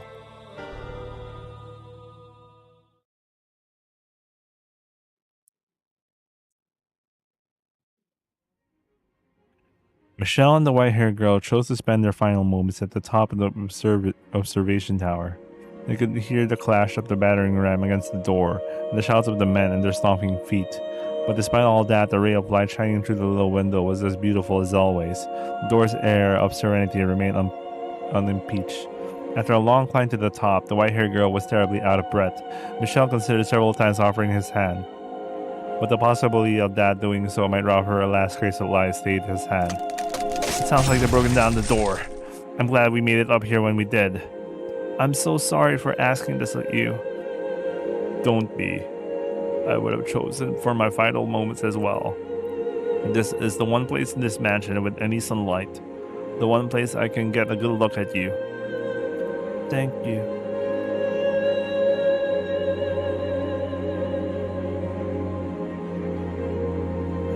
I'm truly glad that I was able to end up here, that I was able to meet you, and more than anything, that you said you cared about me.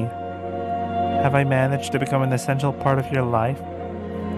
Do you even need to ask? I wouldn't be here otherwise. I feel the same way as you, I'm sure. The two of us are more similar than you probably care to admit. Can I ask you one more thing? Go on. Would you embrace me? If this is to be the end, if this is to be my last chance, then I don't want it to end without having been able to touch you. Please, don't refuse this, Michelle. Just do it. Please. I won't keep you waiting long. Thank you. The truth is, I always wanted this. I dreamt of being able to hold you. I dreamt of it too. Thank you. I'm so very... Ah man, fuck this story, man. God damn it. She's still so beautiful. What a cruel joke. Could you not have given us some other miracle? One that would allow us both to survive? Where are you? Where'd you get off to? I can't find her, damn it. Hey, there's some stairs over here. They lead up. Beneath a single ray of light, the white-haired girl lay completely still. Not even a frail sigh escaped her closed lips. She remained as gorgeous as ever. It was as though she was simply falling asleep in the sunlight. Looking down upon her, Michelle determined to do one thing. I will not allow anyone to sully the sight. He gave a fleeting glance back at her pristine corpse, and then opened the door and stepped through it alone. He would protect that room where she lay. Hey, there's someone up there. So this is where I've been hiding, you infernal witch. Wait, that's not a girl. The raunchous sound of their footsteps rang up from below. Shortly thereafter, the men themselves came into view. As he had expected, they were heavily armed. He glowered at the men, then sucked in a deep breath and shouted at the top of his lungs, I am the witch you seek! I have inherited her curse, and it is I who brings the calamity upon you. You hear that? But he's a man or woman, it doesn't matter. Death to anyone who has ties to the witch. Cleanse this earth of all impunity. Kill him! Kill him! Kill him! Michelle did not flinch at the sight of the men. He stood unyielding between them and the door. He did not flinch when they raised their weapons against him, nor when they pierced his body.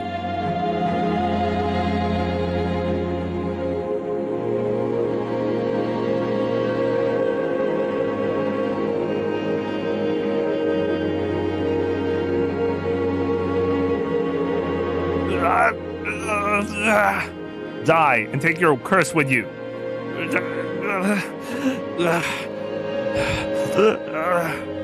I have no need for this life any longer.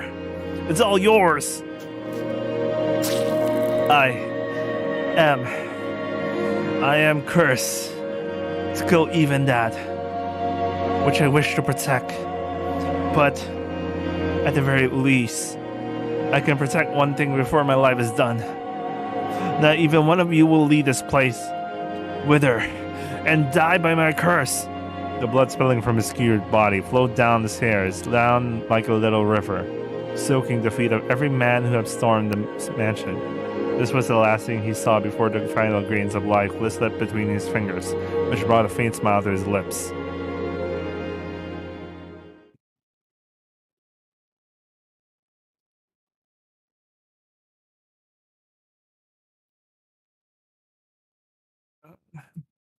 Ah. Neither of them had expected what happened next, though, for God had the most twisted sense of humor. The white-haired girl had not miraculously passed away without being robbed of her beauty. Why am I still alive? She had rather not passed away at all. Quite cruel of him, was it not? Michelle? Where have you gone, Michelle? Michelle, I smell blood. Man, I fucking hate this story, man. This is literally like some rule Romeo and Juliet bullshit, bro. For he had allowed her to die, she would not have been made to witness the scene that awaited her. No. No. I am sure you know just what it was she laid her eyes upon in that moment. The ravaged corpse of her beloved, a torrent of blood streaming down and down the spiral staircase, and the sickening stench it raised. No, why? And his was not the only body. The villagers who had assaulted the mansion had been subjected to his curse. The light rained from their withered shells. Why did this? Michelle, why? Why am I the only one still alive? This is a question I cannot answer either. Perhaps his curse did not affect those he loved, as terribly cruel as that might be. I cannot say. Why? You said we would go together. A world without you has no meaning. Had she actually expended her life there in the room at the top of the tower, perhaps this tale could have had a happy ending. She would have at least been able to have the man she loved at her side until the very last moments upon this earth. But that was not what had transpired. She had survived, been left utterly alone. I felt a profound pity for the miserable girl, so I called out to her.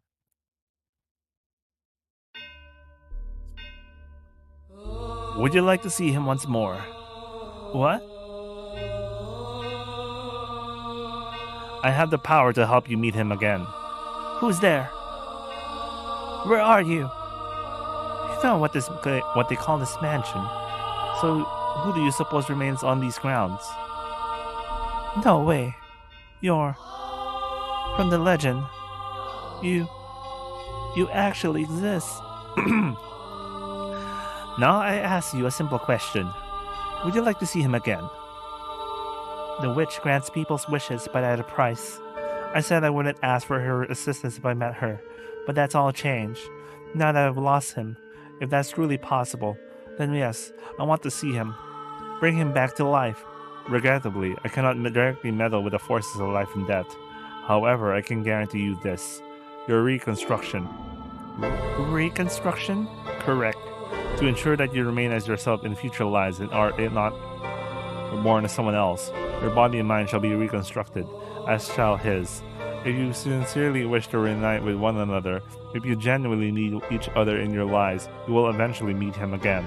All I can promise you is this internal reconstruction. What you can make of it is up to you. Oh, it's 7:17. Oh man, I want to start eating. I don't want to end it here now. You want to see him again, don't you? You want to hear his voice again, don't you? You want to feel his arms on your cheek once more, don't you? If that's what you want, you must remain who you are. If you simply reborn, that wouldn't be yo. Why is this the accent I chose? I have no idea. So there won't be any more point, would there? Me, as I am, and he as he is? Make up your mind quickly. I will not wait long. Okay, I really don't know what... I'm having a hard time trying to differentiate the two. Because I can only do one voice, I guess.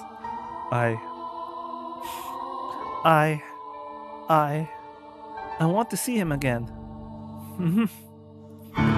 As you wish, sweet little girl. I shall grant you both eternal reconstruction, and pray with all my heart that you can attain true happiness.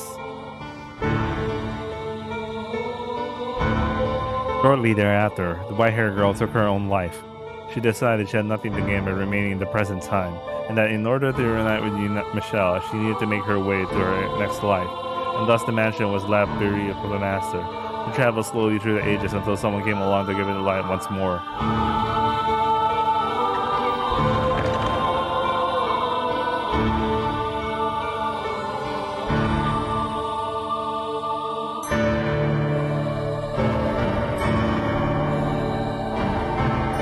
But an unfathomable amount had passed, and the two have yet to reunite.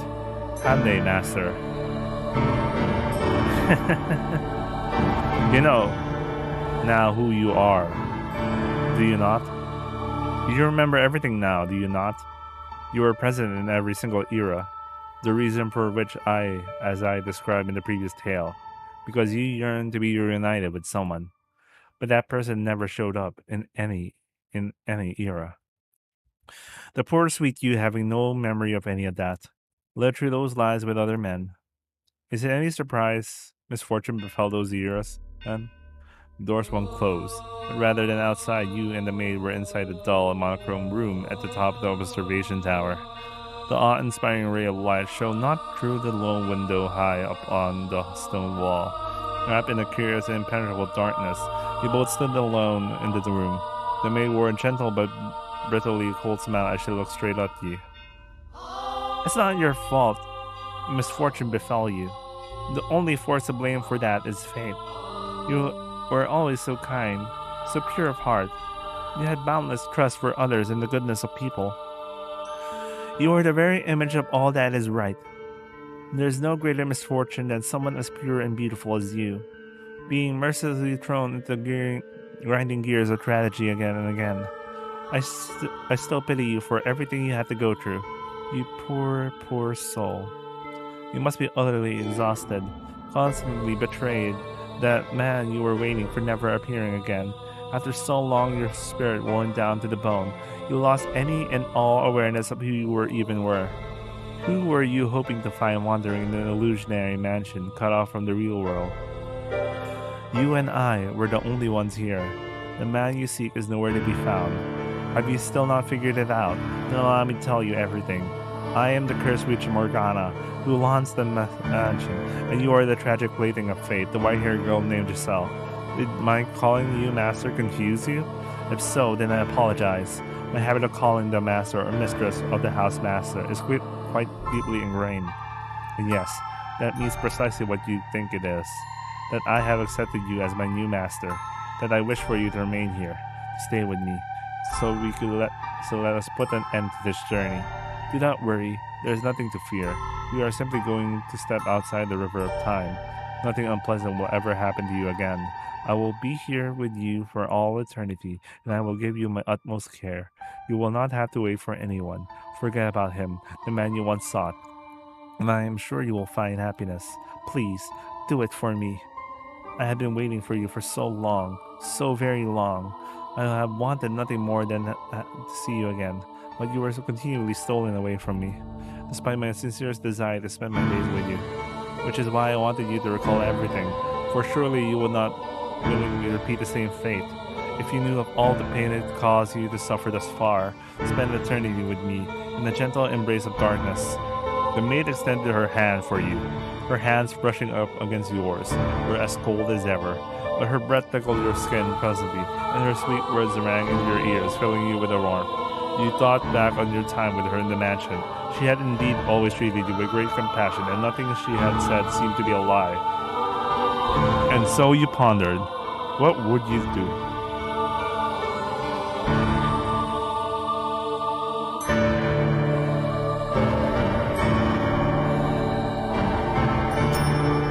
Hell yeah, boy.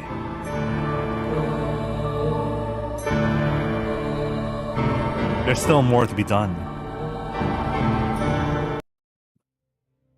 Something seemed off. Not only with the story she just told, with her, and you yourself, assuming everything she had said was the truth. Which or not, my mind is made up. Which will strike you first, I wonder? Regret or curse? You seem to be doing just fine. It's only a tale. The witch is real. Very much so. It's not a legend nor a fairy tale. The witch is me.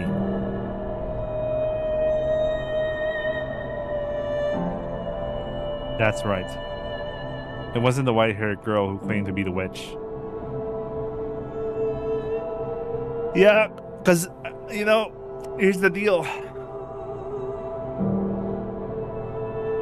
Don't you think it's kind of weird that Michelle looks like the white-haired girl? So weird. They literally have the same features, man.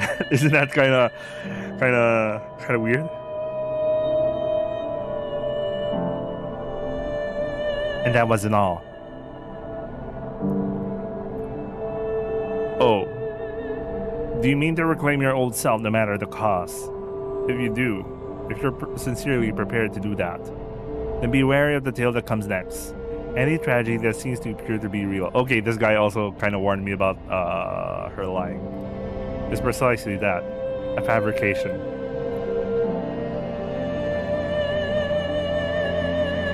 None of your questions have been answered. You still don't know who the painting was, or what had taken place so long ago that caused the mansion to summon people to it. You didn't even know who you were, for that matter. There was still more to be done. You had to find the truth. You needed to find someone. That was much certain. But that was the story of the maid that told correct about whom. And if it was...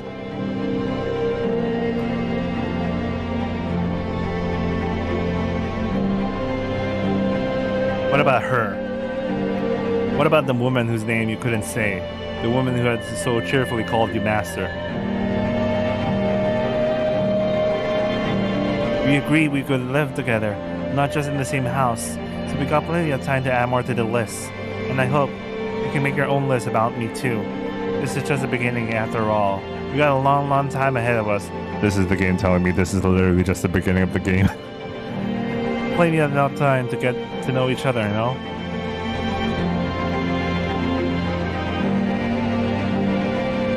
You must say her name. You must take her hand. You must make her smile once more. You mustn't reclaim your old self. It's dark. Dark. It's dark.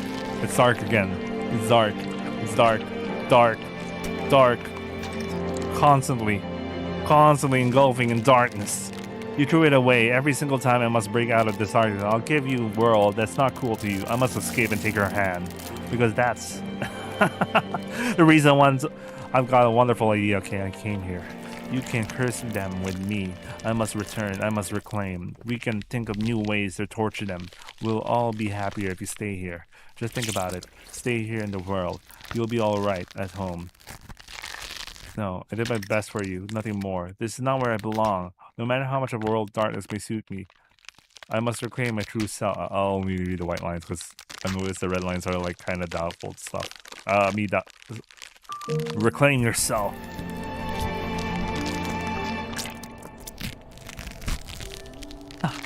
This is brilliant. Do you have any idea how terrible a decision that is?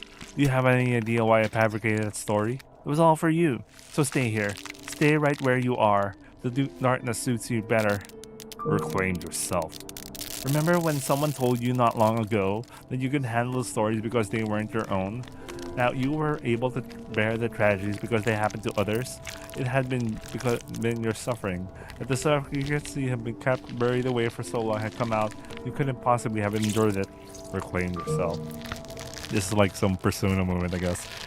But you're a sharp one. I'm sure you intended to keep those secrets tucked away forever. Do you really think I'm going to let you do that, though?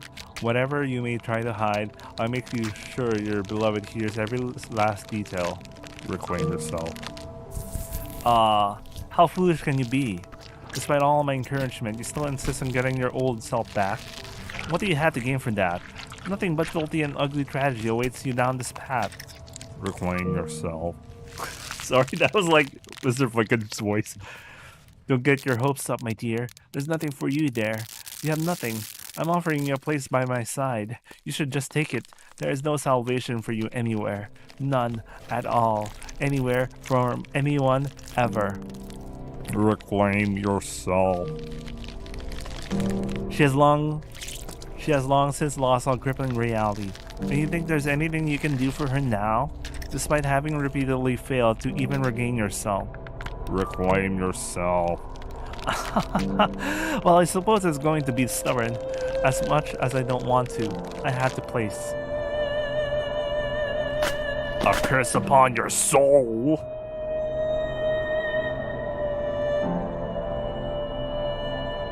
That's right. The white-haired girl was never at the mansion.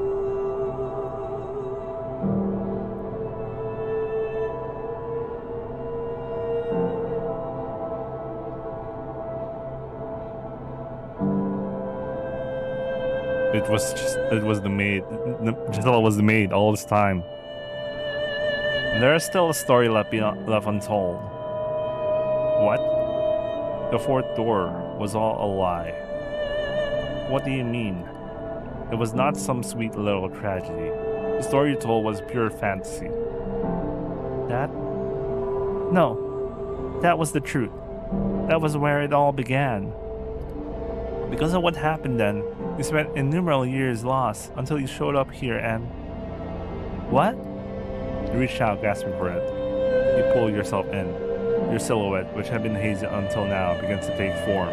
Your mind, your consciousness, your heart, your soul, and your body. Who are you? The veil in your mind dissipates. A crack forms in the shell encasing you, then another. The invisible shackles chaining your spirit fall to the floor. Reality fades in atop the indistinctly foggy world around you. Bony fingers appear before your eyes. Long hair. Your voice. No. My voice. My body. My fingers. My arms are frail. My joints weak. But despite my resemblance to the white-haired girl, I am not her. This is who I am. I have finally reclaimed myself. You weren't waiting for the white-haired girl. You were waiting for me. And that's exactly why I came here. What? I have no idea. What are you talking about? I've always waited for the white-haired. There was never a white-haired girl.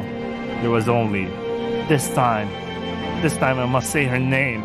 She is Giselle. There was only you. I am Giselle? No. I'm not Giselle. I'm a servant of the house, and I am the witch. The cause... You are not the witch. The witch is someone else. Why do you insist you're the witch? What changed you so much?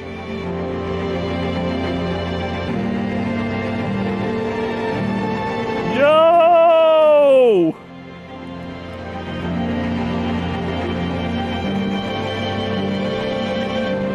The shadowy figure in the master's bedroom, that was her. A glimpse into her past. I'm sure this is Giselle, but why is she so different? What happened to the spark she used to have? Where did the light she shone upon the world go? I have to remember. I must remember. This cannot end until I have it. This is no longer a story. No, what I need is to face my past and her heart. She was not even present in the story she made up. Everything about it had been changed. The past I lived, the wounds she bore were more grounded in harsh reality, not wrapped in the film of fairy tale magic. That was the final tale. And it was all true. That's how it happened. It was a bittersweet story. No. How can you not see this? Yes, it was a beautiful tragedy. But was there even a scrap of humanity in it? Behind the three receding doors, there had been a constant thread of ugliness and conflicting motivations. But there was hardly a trace of that behind the fourth door. The characters felt like nothing more than characters. Is that what you want to turn into? Is that what you want our history to become? Our history? But I don't remember anything at all. You don't remember anything? No. I don't want to. I don't need a past or a future. All I have left inside me is uncertainty. Giselle. No. That's not my name. Please, stop trying to confuse me. I'm fine with the things the way they are. If it means I don't have to hurt, that's all I want. So please, just let me being the maid. Let me keep being a guide, not some foolish girl. Is that what she honestly desires? Does she want to cast aside her past for good? If so, then...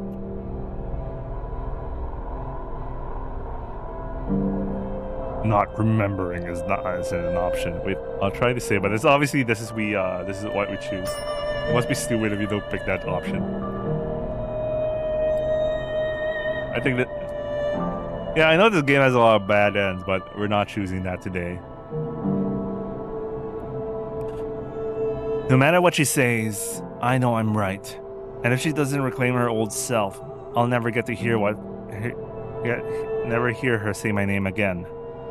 I know I'm being selfish here, but I can't do that. If you're afraid of what you might find, we can remember together. I haven't gotten everything back yet myself, so let's open the real door together. There are no other doors to open. But there is one that can be opened by our hands because it exists between the two of us. Not the door with the physical form. The door to your heart.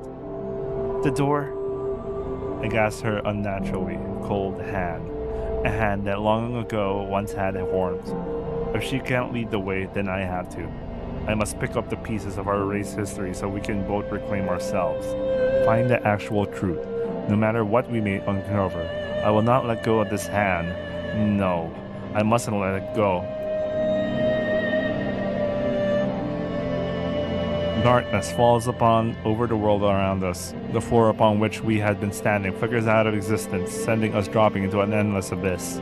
This dark pit, this is her door, her history, her heart. Let's try this once more. It's not a sweet story by any means. It's a story of betrayal, anger, and hatred. We cause each other pain, but that's the road we traveled. And down the road lies all answers.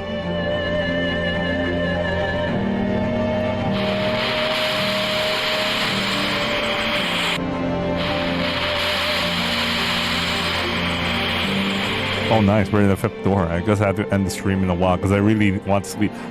Oh, 1099. That's a good year.